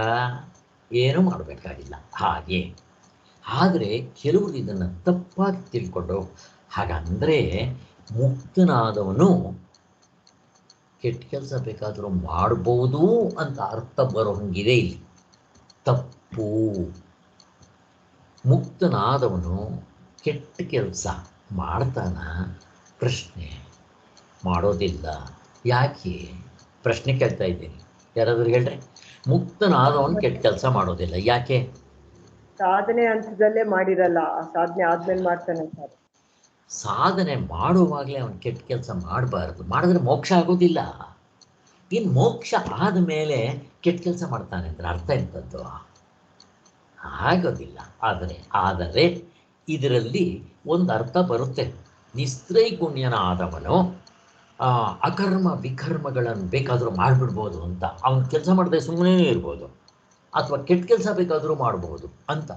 ಅವ್ರಿಗೆ ಪಾಪ ಬರೋದಿಲ್ಲ. ಬೈ ಚಾನ್ಸ್ ಕೆಟ್ಟ ಕೆಲಸ ಮಾಡಿದ್ರೂ ಪಾಪ ಬರೋದಿಲ್ಲ. ಯಾಕೆ? ಈಗ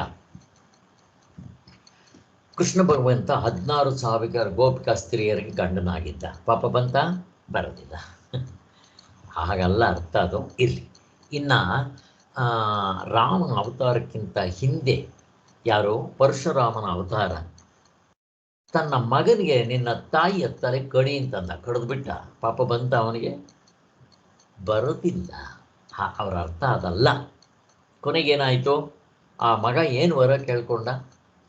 ಅವನಿಗೆ ಗೊತ್ತು ನಮ್ಮ ತಂದೆಗೆ ಏನು ಹೇಳಿದ್ರು ಕೂಡ ಅವನು ಮುಕ್ತನಾಗಿದ್ದಾನೆ, ಅವನ ಅವತಾರ ಪುರುಷ, ಅವನಿಗೆ ಏನು ಹೇಳಿದ್ರು ಕಣ್ಣು ಮುಚ್ಕೊಂಡು ಮಾಡಿಬಿಟ್ರೆ ಆಯಿತು ಅಂತ. ಕೊನೆಗೆ ಏನು ಕೇಳ್ಕೊಂಡ ಅವನ ಮಗ? ನಮ್ಮ ತಾಯಿನ ಮತ್ತಿಗೆ ಬದುಕಿಸ್ಬಿಟ್ಟ. ಅಷ್ಟೇ, ಮುಗಿದೋಯ್ತು. ಹೇಗಿರುತ್ತೆ? ಈಗ ನನಗೆ ಮಾಡೋಕ್ಕೆ ಬರುತ್ತಾ ಹಂಗೆ?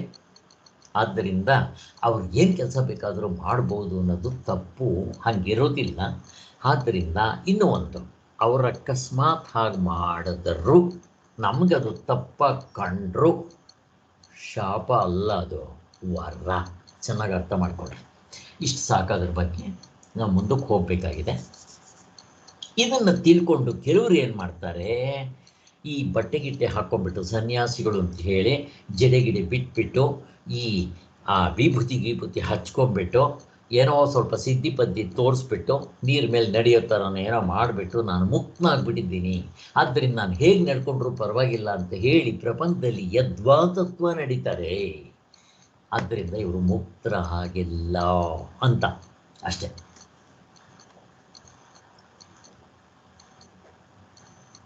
ಆದ್ದರಿಂದ ಈ ಗುಣಗಳ ವಿಚಾರ 14ನೇ ಅಧ್ಯಾಯದಲ್ಲಿ ಸ್ಪಷ್ಟವಾಗಿ ಹೇಳಿದ್ದಾರೆ. ಅದಕ್ಕೆ ಗುಣತ್ರಯ ವಿಭಾಗ ಯೋಗ ಅಂತ. ಅಲ್ಲಿ ಬಂದಾಗ ಇನ್ನೂ ಚೆನ್ನಾಗಿ ನೋಡೋಣ.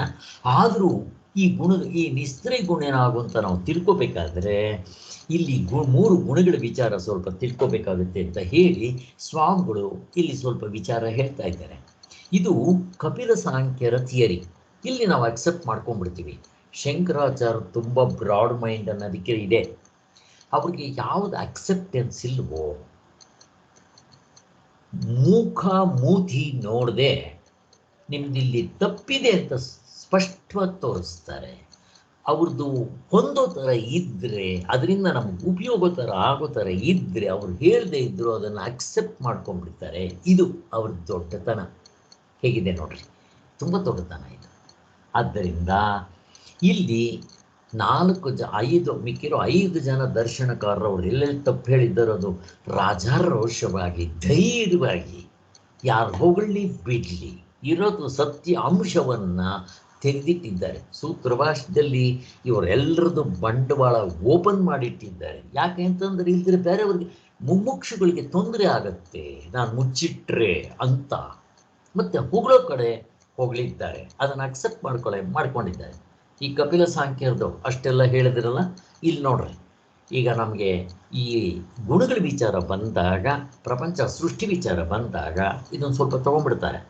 ಇಲ್ಲಿ ಗುಣಗಳ ವಿಚಾರ ಬಂದಿದೆ. ಸತ್ವಗುಣ, ರಜೋಗುಣ, ತಮೋಗುಣ. ಇದು ಜಗತ್ತನ್ನೆಲ್ಲ ವ್ಯಾಪಿಸ್ಕೊಂಡಿದೆ. ಈಗ ಆತ್ಮನಿಗೆ ಈ ಗುಣಗಳಿವೆಯಾ ಅಂತ. ಆತ್ಮನಿಗೆ ನಿಸ್ತ್ರೈ ಗುಣ್ಯಗಳು ಮೀರಿರ್ತಾನೋ ಇಲ್ವೋ? ಮೀರಿರ್ತಾನೆ. ದ್ವಂದ್ವಗಳನ್ನ ಮೀರಿರ್ತಾನೋ ಇಲ್ವೋ? ನಿತ್ಯ ಸತ್ವನಾಗಿರ್ತಾನೋ ಇಲ್ವೋ? ಆತ್ಮನಾಗಿರ್ತಾನೋ ಇಲ್ವೋ? ಅವನಿಗೆ ಯೋಗಕ್ಷೇಮದ ವಿಚಾರ ಬೇಕಾ? ಆತ್ಮನಿಗೆ ಯೋಗಕ್ಷೇಮದ ವಿಚಾರ ಬೇಕಾ? ಇನ್ನೂ ನಿಮ್ಗೆ ಯೋಗಕ್ಷೇಮ ಅಂದರೆ ಎಕ್ಸ್ಪ್ಲೈನ್ ಮಾಡಿಲ್ಲ, ಅರ್ಥ ಆಗುತ್ತೆ. ಆತ್ಮವಂತನಾಗು. ಆತ್ಮನಾಗಿದ್ದಾಗ ಅವನಿಗೆ ನೀನು ಆತ್ಮನಾಗು ಅಂತ ಹೇಳಬೇಕೇನೋ? ಹಗ್ಗ ಅಂತ ಕಂಡುಕೊಂಡಾಗ ಹಗ್ಗ ಇರುತ್ತೆ ಹೊರತು ಅಲ್ಲಿ ಹಾಗಿರುತ್ತೇನೋ? ಹಾಗೆ ನಾವು ಇವುಗಳನ್ನೆಲ್ಲ ನಾವು ಗಾಢನಿದ್ರೆಯಲ್ಲಿ ನೋಡ್ಕೋಬೋದು. ಈಗ ಗಾಢನಿದ್ರೆಯಲ್ಲಿದ್ದಾಗ ಸತ್ವಗುಣ, ರಜೋಗುಣ, ತಮೋಗುಣ ಯಾವ ಗುಣದಿಂದ ಇರ್ತೀರಿ ಸ್ವಾಮಿ ನೀವು? ಗುಣಾತೀತರಾಗಿರ್ತೀರ. ಅಲ್ಲಿ ದ್ವಂದ್ವಗಳ ಕಾಟ ಇರುತ್ತಾ? ಬೇಸಿಗೆ ಕಾಲದಲ್ಲಿ ಬೇಸಿಗೆ ಅನಿಸುತ್ತಾ? ಚಳಿಗಾಲದಲ್ಲಿ ಚಳಿ ಅನಿಸುತ್ತಾ? ಹೇಳ್ರಿ, ಏನೂ ಅನಿಸಲ್ಲ.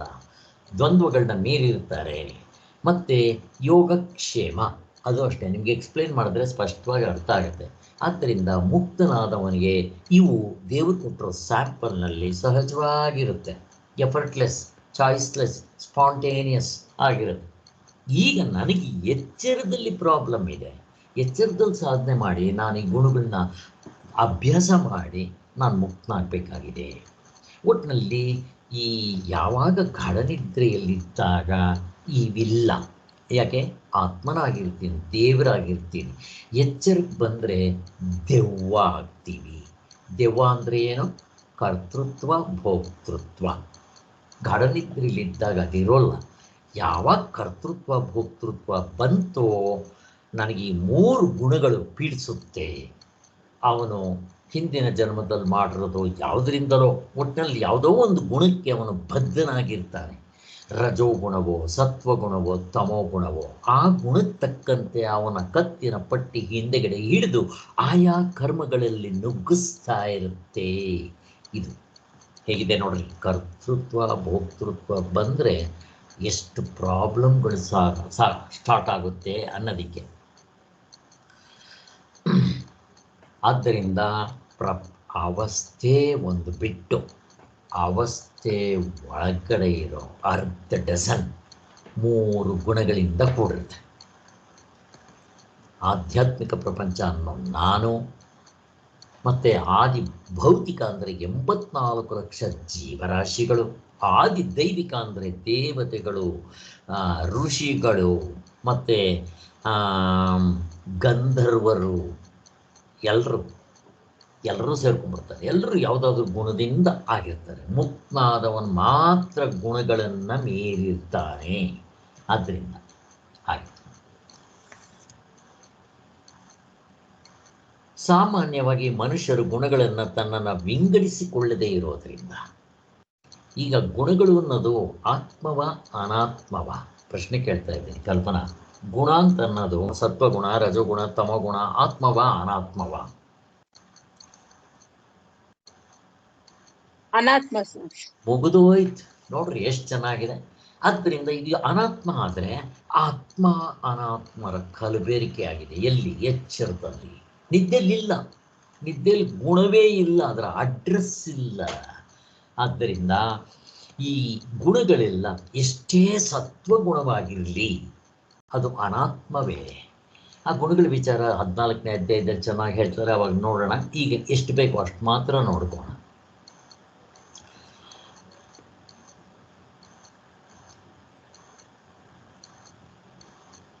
ಆ ಗುಣಗಳಿಗೆ ತಕ್ಕಂತೆ ಅವನ ಆಸೆ, ಆಕಾಂಕ್ಷೆಗಳು, ಆಹಾರಗಳು, ಅವನ ಬೇಕು ಬೇಡಗಳು ತಕ್ಕಂತೆ ಇರುತ್ತೆ. ಹಾಗೆ ನಿಮ್ಗೆ ಒಂದು ಎಕ್ಸಾಂಪಲ್ ಕೊಡ್ತೇನೆ. ಸತ್ವಗುಣದಲ್ಲಿರೋವನು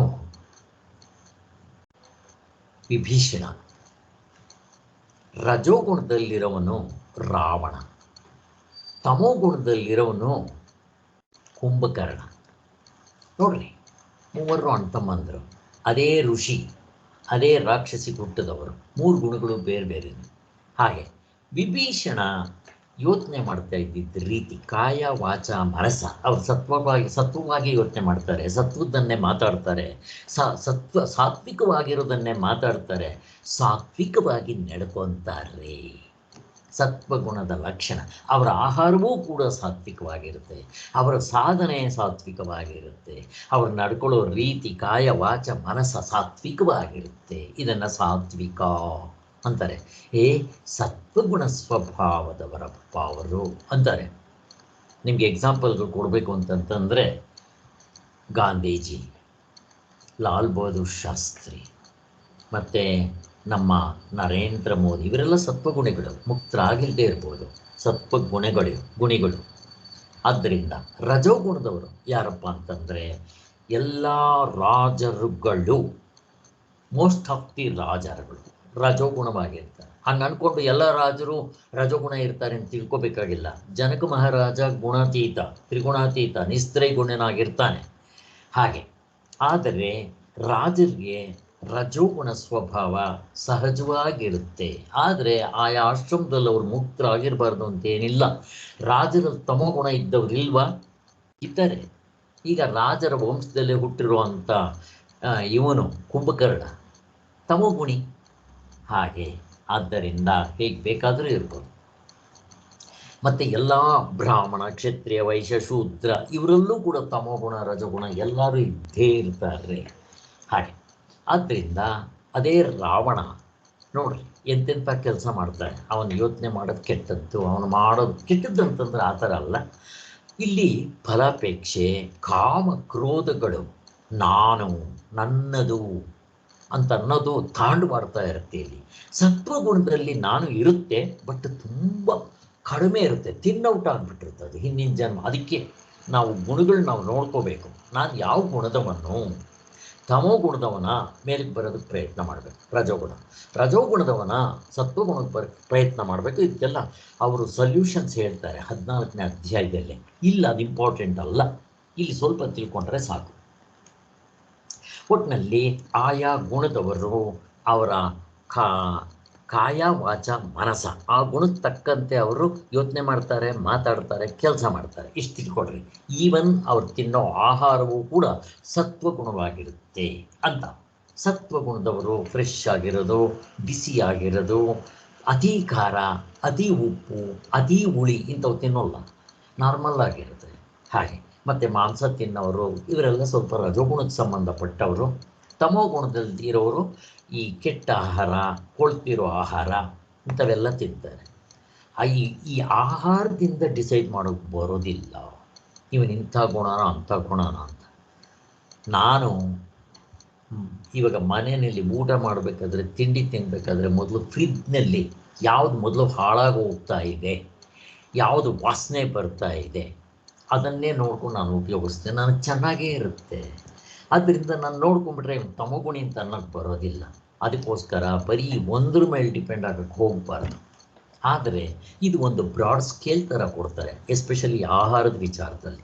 ಮುಖ್ಯವಾಗಿ ನಾವು ನೋಡ್ಕೋಬೇಕು ಅಂದ್ರೆ ನಮ್ಮ ಮನಸ್ಸು ಹೇಗಿದೆ, ನನ್ನ ಮನಸ್ಸಿನಲ್ಲಿ ಎಂಥ ಯೋಚನೆಗಳು ಬರುತ್ತೆ, ನಾನು ಎಂಥ ಮಾತಾಡ್ತೀನಿ, ಎಂಥ ಕೆಲಸ ಮಾಡ್ತೀನಿ, ಇದ್ರ ಮೇಲೆ ಇಟ್ಕೋಬೇಕು.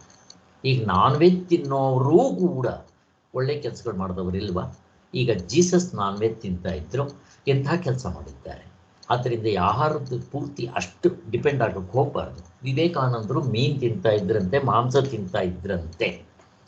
ಯಾಕೆ? ಕ್ಷತ್ರಿಯರವರು. ಹಾಗೆ ಆದ್ದರಿಂದ ಹೀಗೆ ಇಟ್ಕೋಬಾರ್ದು. ಹೇಳಬೇಕು ಅಂದ್ರೆ ನಮ್ಮ ಮನೆಯಲ್ಲಿ ನಿನ್ನೆ ಉಪ್ಪಿಟ್ಟು ಮಾಡಿದ್ರು, ಅದಕ್ಕೇನೋ ಕೊಬ್ಬರಿ ಸ್ವಲ್ಪ ಹರಿಸ್ಲೋಗಿತ್ತೇನೋ ಅಥವಾ ಹಳೇದಾಗಿತ್ತೇನೋ ಹಾಕ್ಬಿಟ್ಟಿದ್ದಾರೆ. ಅದನ್ನು ನಾವು ಫ್ರಿಜ್ನಲ್ಲಿ ಇಡಬೇಕು, ಇಟ್ಟಿರಲಿಲ್ಲ. ನಾನು ಮಿಸಸ್ ಹೇಳಿದ್ರು ಅದು ವಾಸನೆ ಬಂದಿದೆ, ಉಪಯೋಗಿಸ್ಬೇಡ್ರಿ. ನಾನು ಅದೇ ತಿಂತೀನಿ ಅಂತ ಹೇಳಿ ಅದೇ ಹಾಕ್ಕೊಂಡು ತಿಂದೆ. ಏನಾಗ್ಬಿಡ್ತೀವಿ, ನನ್ನ ನೇಚರ್ ಮೊದಲಿಂದ ಹಾಗೆ. ಯಾವುದು ಬಿಸಾಕಬೇಕು, ಹಸುಗೆ ಹಾಕ್ಬೇಕಾದ್ರೆ ಹಾಕ್ತೀವಿ, ಅದು ಬೇರೆ. ಆದ್ದರಿಂದ ನನಗದರಲ್ಲಿ ಆಹಾರದಲ್ಲಿ ನನಗೆ ನಾನು ಎಕ್ಸ್ಪೀರಿಯನ್ಸ್ ಹೇಳಿದ್ರು ನಂದು. ಮತ್ತು ಮನೆಯಲ್ಲಿ ಯಾವುದಾದ್ರೂ ತುಂಬ ಮಾಡೋಗ್ಬಿಟ್ಟಿದ್ರೆ ಅಂದರೆ ನಾನು ಹಾಕ್ಕೊಂಡು ತಿಂತೀನಿ. ಅದಕ್ಕೆ ಕೆಟ್ಟೋಗ್ಬಿಡಿದೆ, ತಿನ್ನೋಕ್ಕಾಗಲ್ಲ ಅಂದರೆ ಕೊಡ್ರಿ ನನಗೆ, ತಿಂತೀನಿ ಅಂತೀನಿ ನಾನು. ನನ್ನ ನೇಚರ್, ನಾನು ಸುಮ್ಮನೆ ಹೇಳ್ತಾ ಇದ್ದೀನಿ. ಎಂಜಲಾಗಿದ್ದರೂ ನಾನು ತಿಂದ್ಬಿಡ್ತೀನಿ, ನನಗೇನೂ ಅನಿಸಲ್ಲ, ಅದೇನೋ ಗೊತ್ತಿಲ್ಲ. ಹೀಗೆ ಮೊದಲು ಸ್ವಲ್ಪ ಎಂದ್ಲು ಮುಟ್ಟಕ್ಕೆ ಅನ್ನಿಸ್ತಾ ಇತ್ತು, ಈಗ ಏನೇನೂ ಅನಿಸಲ್ಲ.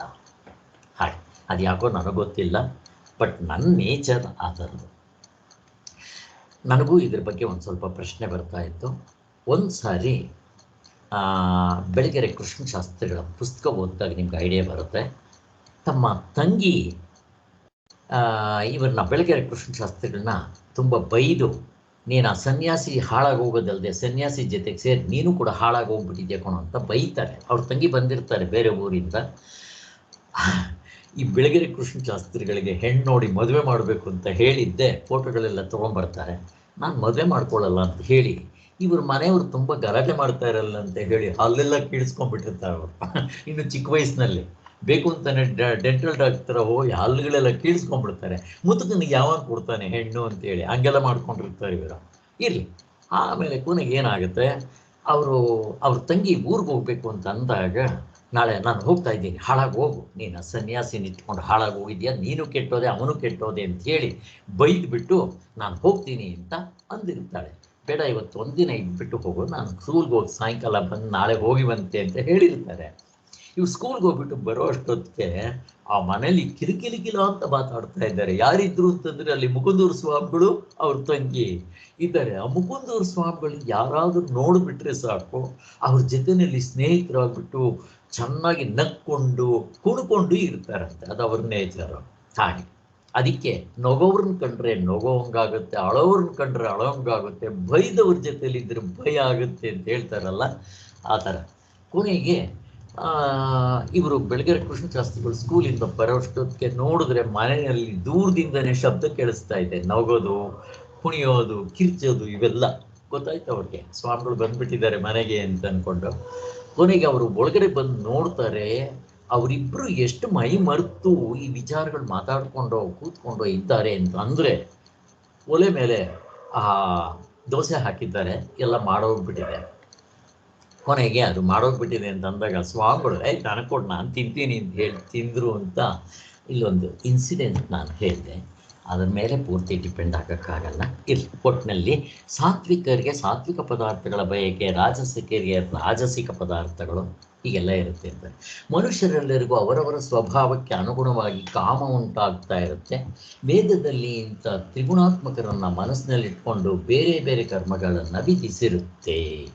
ಅದಕ್ಕೋಸ್ಕರನೇ ಇವನು ಯಾವ ಗುಣದವನು ಅಂತ ನೋಡಿಕೊಂಡು ಅವರಿಗೆ ಕರ್ಮಗಳನ್ನು ಹೇಳ್ತಾ ಬರ್ತಾರೆ ಅಂತಾರೆ. ಇಲ್ಲಿ ನಾನು ಕರ್ಮಯೋಗದ ಇದು ಗುಣಗಳ ವಿಚಾರ ಇಲ್ಲದೆ ಇರೋದನ್ನು ನಾನು ಅಷ್ಟಿದನ್ನು ಟಚಪ್ ಮಾಡೋಕ್ಕೆ ಹೋಗಲ್ಲ. ನಿಮ್ಗೆ ಆಸಕ್ತಿ ಇದೆ ಅಂದರೆ ಸ್ವಲ್ಪ ಹೇಳ್ಬೋದು, ಇದರ ಮುಂದಕ್ಕೆ ಹೋಗೋಣ. ಹಾಗೆ ತಮೋ ಗುಣದವನಿಗೆ ಏನು ಮಾಡಬೇಕು ಅಂತಂದರೆ ಆಸೆ ತೋರಿಸ್ಬೇಕು. ಮನಸ್ಸಿನಲ್ಲಿ ಆಸೆಗಳು ತುಂಬ ತಾಂಡವಾಡ್ತಾ ಇರುತ್ತೆ, ಬಟ್ ಕೆಲಸ ಮಾಡೋದಕ್ಕೆ ಸೋಂಬೇರಿ. ಯಾವನೋ ಒಬ್ಬ ತಮೋಗುಣ ಇರ್ತಾನೆ, ಅವನಿಗೆ ಸೈಕಲ್ ಅಂದರೆ ತುಂಬ ಇಷ್ಟ. ಇದನ್ನು ಅವ್ರ ಮನೆಯವ್ರು ಯಾರೋ ಒಬ್ಬರು, ಮನೆಯವರು ಅಂದರೆ ಯಾರೋ ಅವ್ರ ಮನೇಲಿ ಎಲ್ಲಿ ಕೆಲಸ ಮಾಡ್ತಾನೆ ಅವ್ರಿಗೆ ಗೊತ್ತಿತ್ತು, ಸ್ವಲ್ಪ ಅವ್ರಿಗೆ ವಿಚಾರಗಳು ಗೊತ್ತಿತ್ತು.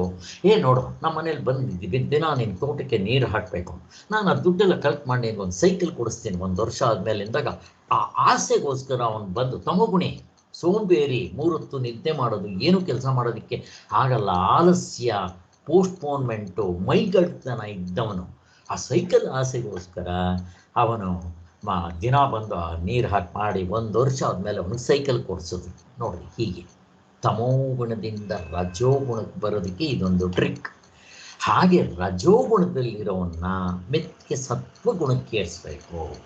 ಹಾಗೆ ಸತ್ವಗುಣದಲ್ಲಿರೋವನು ಮಾತ್ರ ಕರ್ಮಯೋಗದಲ್ಲಿ ಮಾಡೋಕ್ಕೆ ಸಾಧ್ಯ ಆಗುತ್ತೆ. ರಜಗುಣದಲ್ಲಿ ಮಾಡಲ್ಲ. ಅವನಿಗೆ ಕಾಮ ಕ್ರೋಧಗಳು ತಾಂಡವಾಡ್ತಾ ಇರುತ್ತೆ. ನಾನು ನನ್ನದು ಮಾಡ್ತಾನೆ ಕೆಲಸ, ಅಲ್ಲಿ ಅವನಿಗೆ ಹೆಸರು ಬೇಕು, ಬಿರುದು ಬೇಕು, ಫಲ ಬೇಕು, ಹೊಗಳಬೇಕು, ಹಾರ ಹಾಕಬೇಕು, ಥ್ಯಾಂಕ್ಸ್ ಹೇಳಬೇಕು, ಚೇರ್ ಕೊಡಬೇಕು, ಬಟ್ಟೆ ಹಾಕ್ಕೊಂಡು ಮೆರಿಬೇಕು, ಇವೆಲ್ಲ ಇರುತ್ತೆ. ಇದು ರಜಗುಣ ಸ್ವಭಾವ. ಆದ್ದರಿಂದ ಅವರು ಯಾವ್ಯಾವ ಗುಣದಲ್ಲಿರ್ತಾರೆ ಅನ್ನೋದನ್ನ ನೋಡಿದ ತಕ್ಷಣ ಗೊತ್ತಾಗುತ್ತೆ. ಹಾಗೆ ಅವರ ಸ್ವಭಾವ. ಸತ್ವಗುಣದಲ್ಲಿರೋ ಒಂದು ಲಕ್ಷಣ ಹೇಗಿರುತ್ತೆ ಅಂದರೆ ಜ್ಞಾನ ಮತ್ತು ಆನಂದ. ಈ ಜ್ಞಾನ ಅಂದಿದ ತಕ್ಷಣ ಮೋಕ್ಷನೇ ಇಲ್ಲ. ನೀವು ನೋಡ್ರಿ, ಬೇಕಾದರೆ ಸತ್ವಗುಣದಲ್ಲಿರೋರು ಬೇಕಾದಷ್ಟು ವಿದ್ಯೆಗಳನ್ನು ಕಲಿತಾ ಇರ್ತಾರೆ. ಆ ಕಡೆ ಪೇಂಟು ಮಾಡ್ತಾ ಇರ್ತಾರೆ, ಈ ಕಡೆ ಇನ್ನೇನೋ ಮಾಡ್ತಾರೆ, ಸಂಗೀತ ಕಲಿತಾರೆ, ಅದು ಕಲಿತಾರೆ, ಇನ್ಸ್ಟ್ರೂಮೆಂಟ್ ಕಲಿತಾ ಇರ್ತಾರೆ, ಏನೋ ಒಂದು ಮಾಡ್ತಾ ಇರ್ತಾರೆ. ಅವ್ರಿಗೆ ವಿದ್ಯೆಗಳ ಕಲಿಯೋಕ್ಕೆ ಆಸಕ್ತಿ ಇರುತ್ತೆ. ಹೀಗೆ ಮಾಡ್ತಾ ಮಾಡ್ತಾ ಮಾಡ್ತಾ ಮಾಡ್ತಾ ಮಾಡ್ತಾ ಅವರು ಈ ನಿಜವಾದ ವಿದ್ಯೆ ಯಾವುದು ಅಂತ ಅಲ್ಲಿಗೆ ಬಂದ್ಬಿಡ್ತಾರೆ. ಹೀಗೆ ನನ್ನ ಜೀವನದಲ್ಲೂ ನನಗಿವೆಲ್ಲ ಅನುಭವ ಆಗಿದೆ, ಅದಕ್ಕೆ ಹೇಳ್ತಾ ಇದ್ದೀನಿ. ಸೊ ನಂದು ಮೆಡಿಕಲ್ ಆದಮೇಲೆ ನಾವು ಮೆಡಿಕಲ್ ಬುಕ್ಸ್ ಯಾವಾಗಲೂ ಓದ್ತಾ ಇದ್ದೀವಿ. ನಮಗೆ ಭಗವದ್ಗೀತೆ ಅಂದರೆ ಅದೇ.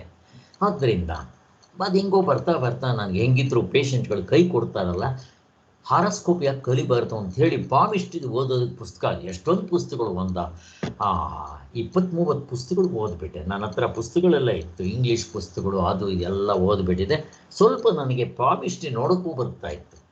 ಕೈ ಹೆಂಗಿದ್ರು ಪೇಷಂಟ್ ಪಲ್ಸ್ ನೋಡ್ಬೇಕಾದ್ರೆ ಕೈ ಕೊಡ್ತಾರೆ, ನಮ್ಮ ಅಪ್ಪಂದೇನು ಹೋಗುತ್ತೆ ಅಲ್ಲಿ ಕೈ ಕಾಣ್ತಾ ಇರುತ್ತಲ್ಲ, ಯಾವ್ಯಾವ ಗೆರೆ ಏನೇನು ಮಾಡುತ್ತೆ ಅಂತ ಓದಕ್ಕೆ ಶುರು ಮಾಡಿಬಿಟ್ಟಿದ್ವಿ. ಹೀಗೆ ಈ ವಿದ್ಯೆಗಳು ಕಲಿಯೋದಕ್ಕೆ ತುಂಬ ಆಸಕ್ತಿ ಇರುತ್ತೆ.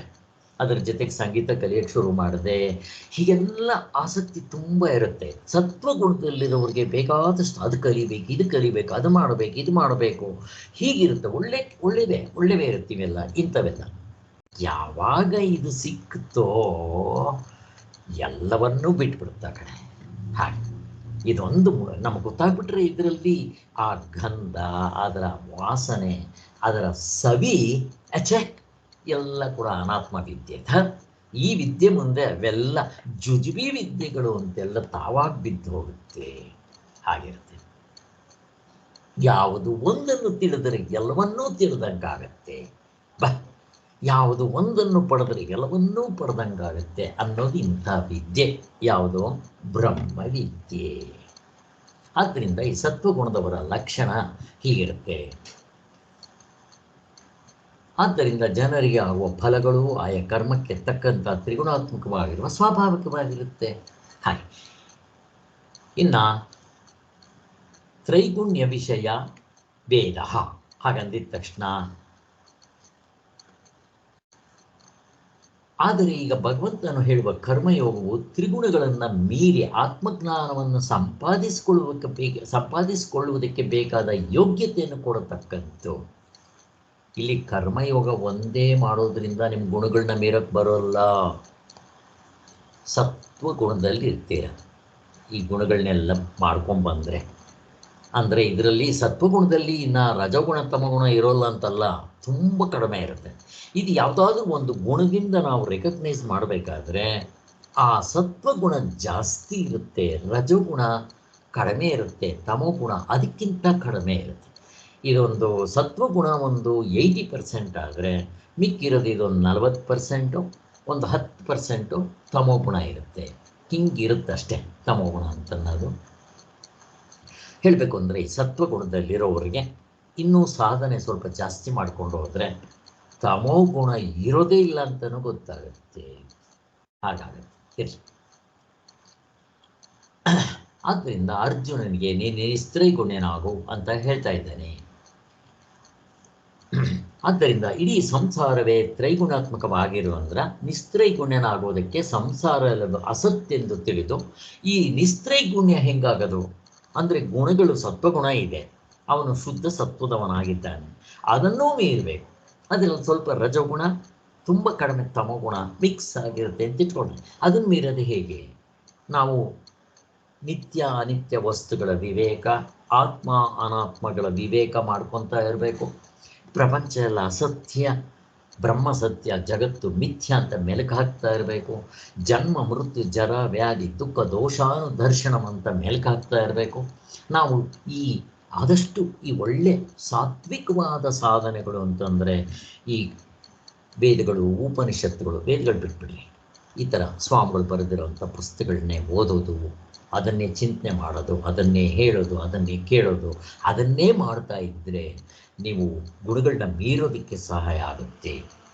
ಈ ಗುಣಗಳನ್ನ ಮೀರಬೇಕಾದ್ರೆ ಬರೀ ವೇದ ಮಂತ್ರದಿಂದಲೇ ಮೀರ್ಬೋದು. ಏನು ವೇದ ಮಂತ್ರ? ಅಹಂ ಬ್ರಹ್ಮಾಸ್ಮಿ ತತ್ವಮಸಿ ಶ್ವೇತಕೇತು. ಹೀಗೆ ಈ ವಿಚಾರಗಳನ್ನ ಕೇಳ್ತಾ ಇದ್ದರೆ, ಮಾಡ್ತಾ ಇದ್ದರೆ, ಬಟ್ ತುಂಬ ಸತ್ವಗುಣಿಯಾಗಿರಬೇಕು. ರಮಣ ಮಹರ್ಷಿಗಳ ಥರನೋ ಅಥವಾ ನಚಿಕೇತನ ಥರನೋ ಅಲ್ಲಿ ವಿವೇಕ ಆಗಿರಬೇಕು, ವೈರಾಗ್ಯ ಬಂದಿರಬೇಕು. ಈ ಲೋಕ ಪರಲೋಕದಲ್ಲಿ ಷಟ್ ಸಂಪತ್ತಿ ಚೆನ್ನಾಗಿ ಕೂಡಿರಬೇಕು. ಷಟ್ ಸಂಪತ್ತಿ, ಕಾಮಕ್ರೋಧಗಳು ತುಂಬ ಕಡಿಮೆ ಆಗಿರಬೇಕು. ಅರಿಷಟ್ ವರ್ಗಗಳು ಮೋಕ್ಷವೇ ಬೇಕು ಅಂತ ಮೂರೊತ್ತು ಅದನ್ನೇ ಮನಸ್ಸಿನಲ್ಲಿ ಇಟ್ಕೊಂಡು ತನ್ನ ಗುರಿ ಅಂತ ಮಾಡ್ತಾ ಇರಬೇಕು. ಹೀಗೆ ಮಾಡ್ತಾ ಇದ್ದವನೇ ಸತ್ವಗುಣಿ. ಬೇರೆಯವ್ರಿಗೆ ಇದು ಮಾಡೋಕ್ಕೆ ಬರೋದು ಇಲ್ಲ. ರಜೋಗುಣಿಗಿದು ಆಗದೇ ಇಲ್ಲ. ಆದ್ದರಿಂದ ಹಾಗೆ ಇರಲಿ. ಆದ್ದರಿಂದ ಈ ಸಂಸಾರವೆಲ್ಲವೂ ಅಸತ್ತು, ದುಃಖಾಲಯ ಅಂತ ಮೆಲುಕು ಹಾಕ್ತಾ ಇರಬೇಕು. ಮತ್ತು ಈ ಜ್ಞಾನವನ್ನು ಪಡ್ಕೊಳ್ಳೋದಕ್ಕೆ ಪ್ರಯತ್ನವನ್ನು ಮಾಡ್ತಾ ಇರಬೇಕು. ಅದಕ್ಕೆ ಅವನ ಜೀವನದಲ್ಲಿ ಈ ಶ್ರವಣ, ಮನನ, ಧ್ಯಾನ ಇಂತಹ ಪುಸ್ತಕಗಳನ್ನೇ ಓದೋದು, ಭಗವದ್ಗೀತೆಯನ್ನೇ ಓದೋದು, ಅದರ ಸಾಧನೆಗಳನ್ನ ಆದಷ್ಟು ಓದಿ ಜೀವನದಲ್ಲಿ ಅಳವಡಿಸ್ಕೊಳ್ಳೋದಕ್ಕೆ ಪ್ರಯತ್ನ ಮಾಡೋದು ಮಾಡ್ತಾ ಇರಬೇಕು. ಆದ್ದರಿಂದ ಇದನ್ನು ನೀನು ನಿಸ್ತ್ರೈಗುಣ್ಯನಾಗು ಅಂತ ಯಾರಿಗಾದರೂ ಹೇಳಿದ ತಕ್ಷಣ ಅವನು ಆಗ್ಬಿಡೋಲ್ಲ.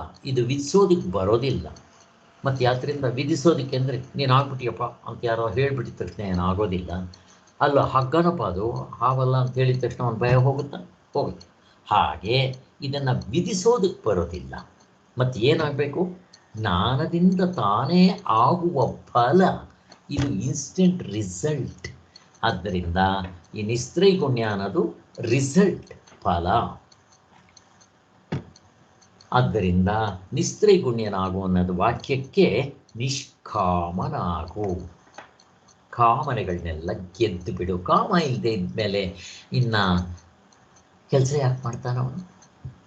ಕಾಮನೇ ಇಲ್ಲ ಅವನಿಗೆ. ಕಾಮ ಇಲ್ಲದೆ ಇದ್ಮೇಲೆ, ಈಗ ಕಾಮ ಇದ್ದರೆ ಸಂಕಲ್ಪ ಕರ್ಮ. ಕಾಮ ಇಲ್ಲಪ್ಪ. ನಿಮ್ಗೆ ಎಕ್ಸಾಂಪಲ್ ಕೊಡ್ತೀನಿ ನೋಡ್ರಿ. ಈಗ ನಮ್ಗಳಿಗೆಲ್ಲ ನಾವು ಹೋಗಿದ್ದೆ ಒಂದು ಕೊಲೆ ಮಾಡೋಣ, ಯಾರಿಗೆ ಆಸಕ್ತಿ ಬರುತ್ತೆ? ಇಲ್ಲ, ನಮ್ಗೆ ಆಸಕ್ತಿನೇ ಇಲ್ಲ. ಇನ್ನು ಕೊಲೆ ಮಾಡೋದು ಪ್ರಶ್ನೆ ಎಲ್ಲಿ ಬಂತು? ಅಥವಾ ಕಳ್ತನ ಮಾಡಬೇಕು. ಕಳ್ತನ ಮಾಡ್ಬೋದು, ಅಕಸ್ಮಾತ್ ಒಂದೊಂದ್ಸರಿ ಮನಸ್ಸು ಹೋಗ್ಬಿಡ್ಬೋದು, ಹೇಳಕ್ಕೆ ಬರೋಲ್ಲ. ಇರಲಿ, ಏನಾದರೂ ಆಗಲಿ. ಆದ್ದರಿಂದ ಹೋಗ್ಲಿ, ಜನಗಳಿಗೆ ಗೊತ್ತಾಗೋಂಗೆ ನಾನು ಕಳ್ತನ ಮಾಡ್ತೀವ? ನಾವು ಮಾಡಿದ್ರೂ ಕೂಡ ನಮ್ಗೆ ಯಾರಿಗೂ ಗೊತ್ತಾಗಬಾರ್ದು ಹಂಗೆ ಮಾಡ್ತೀವಿ ಹೊರತು ಜನಗಳಿಗೆ ಗೊತ್ತಾಗೋಂಗೆ ಮಾಡಿದ್ರೆ ಮತ್ತೆ ಏನಂತ ಗೊತ್ತಾರೋ.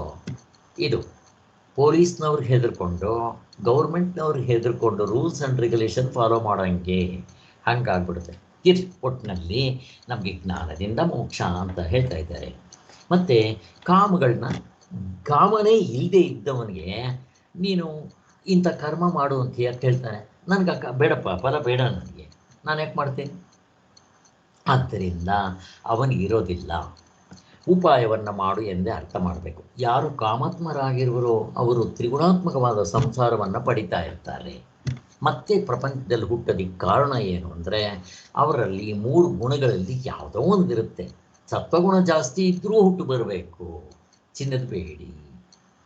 ಆದ್ದರಿಂದ ಮುಮುಕ್ಷುವಾದವ, ನಾನು ಇವುಗಳನ್ನ ಮೀರಬೇಕು, ನಾನು ಮುಕ್ತನಾಗಬೇಕು, ನಾನು ನಿಜವಾದ ಸ್ವರೂಪದಲ್ಲಿ ತತ್ವದಲ್ಲಿ ನಿಲ್ಲಬೇಕು ಅಂತ ಯಾರಿಗಿರುತ್ತೋ ಅವನು ಕಾಮಗಳನ್ನ ಗೆದ್ಕೋಬೇಕು.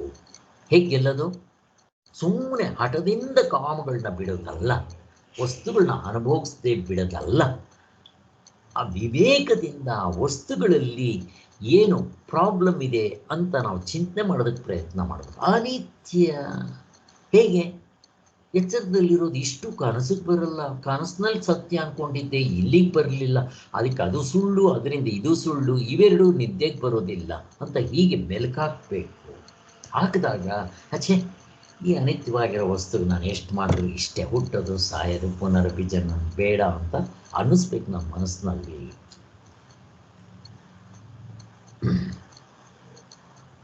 ಸೊ ಅದಕ್ಕೋಸ್ಕರ ನಿರ್ದ್ವಂದ್ವ, ನಿತ್ಯ ಸತ್ಯಸ್ಥ, ನಿರ್ಯೋಗಕ್ಷೇಮ, ಆತ್ಮವಾನ್ ಅಂತ ಇಷ್ಟು ಹೇಳಿದ್ರು.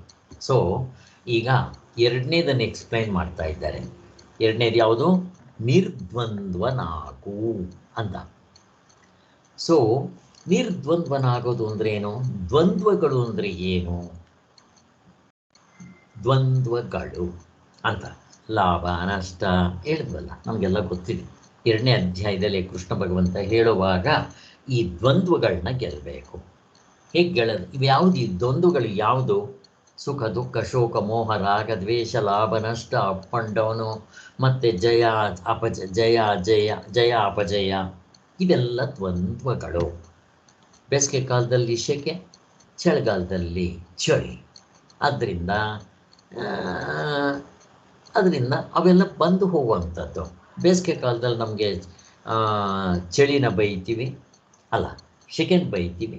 ಅದೇ ಚಳಿಗಾಲದಲ್ಲಿ ಚಳಿನ ಬೈತೀವಿ, ಸೂರ್ಯನ ಕೂಡ ಬೈತೀವಿ. ಹಾಳಾದಿ ಸೂರ್ಯ ನಮ್ಮನ್ನು ಸುಡ್ತಾನಲ್ಲ ಸಮ್ಮರ್ನಲ್ಲಿ ಅಂತೀವಿ. ಚಳಿಗಾಲದಲ್ಲಿ ಅಯ್ಯೋ ಸೂರ್ಯ ಇರಬಾರ್ದೆ ಅಂತೀವಿ. ಆದ್ದರಿಂದ ಇವೆಲ್ಲ ಆಗಮಾಪಾಯಿಗಳು, ಬಂದು ಹೋಗುವಂಥದ್ದು. ತಡ್ಕೋ ಅಂತಾನೆ ಕೃಷ್ಣ ಭಗವಂತ. ಪ್ರಾಣಿಗಳು ತಡ್ಕೊಳ್ಳುತ್ತೆ, ಆದರೆ ವಿವೇಕದಿಂದ ತಡ್ಕೋ ಅಂತ ಹೇಳ್ತಾ ಇರೋದು. ಆದ್ದರಿಂದ ಇವು ಬಂದು ಹೋಗೋದಾಗಿರೋದ್ರಿಂದ ದ್ವಂದ್ವಗಳನ್ನು ಮೀರು ವಿವೇಕದಿಂದ. ಕರ್ಮಯೋಗದಲ್ಲಿ ವಿವೇಕದಿಂದ ಗೆಲ್ಲಬೇಕು ದ್ವಂದ್ವಗಳು ಅಂತ ಅರ್ಥ. ಈ ಜ್ಞಾನಿಗೆ ಶೀತೋಷ್ಣಗಳು ಆಗಮಪಾಯ ಉಳ್ಳವು ಅಸದ್ರೂಪಗಳಾಗಿರುತ್ತೆ. ನಾವು ಇದನ್ನು ಮೆಲುಕು ಹಾಕ್ಬೋದು. ಈ ಶೀತೋಷ್ಣಗಳು ಇವೆಲ್ಲ ಏನಂತಾರೆ? ಆಗಮಪಾಯಿಗಳು. ಈಗ ತಾನೇ ಹೇಳಿದ್ನಲ್ಲ, ಅಸದ್ರೂಪವಾಗಿರುತ್ತೆ, ಅನಾತ್ಮವಾಗಿರೋದಿಲ್ಲ. ಅಸದ್ರೂಪ, ನಿಜವಾದ ಇರೋದಲ್ಲ. ಯಾಕೆ? ನಿದ್ದೆಗೆ ಬರಲ್ಲ, ಕನ್ಸಕ್ಕೆ ಬರೋದಿಲ್ಲ, ಮತ್ತು ಅಲ್ಲಿ ನನಗೆ ತೊಂದರೆನೇ ಇಲ್ಲ ಆ ಥರ. ಆದ್ದರಿಂದ ಇವನ್ನ ಬಂದರೆ ಸಹಿಸ್ಕೋ, ಅದು ಹಿಗ್ಗದೆ ಕುಗ್ಗದೆ ಇರೋದನ್ನು ಅಭ್ಯಾಸ ಮಾಡಬೇಕು. ದ್ವಂದ್ವಗಳನ್ನು ಸಮವಾಗಿ ನೋಡೋದು ಅಂದರೆ ಇದೆ.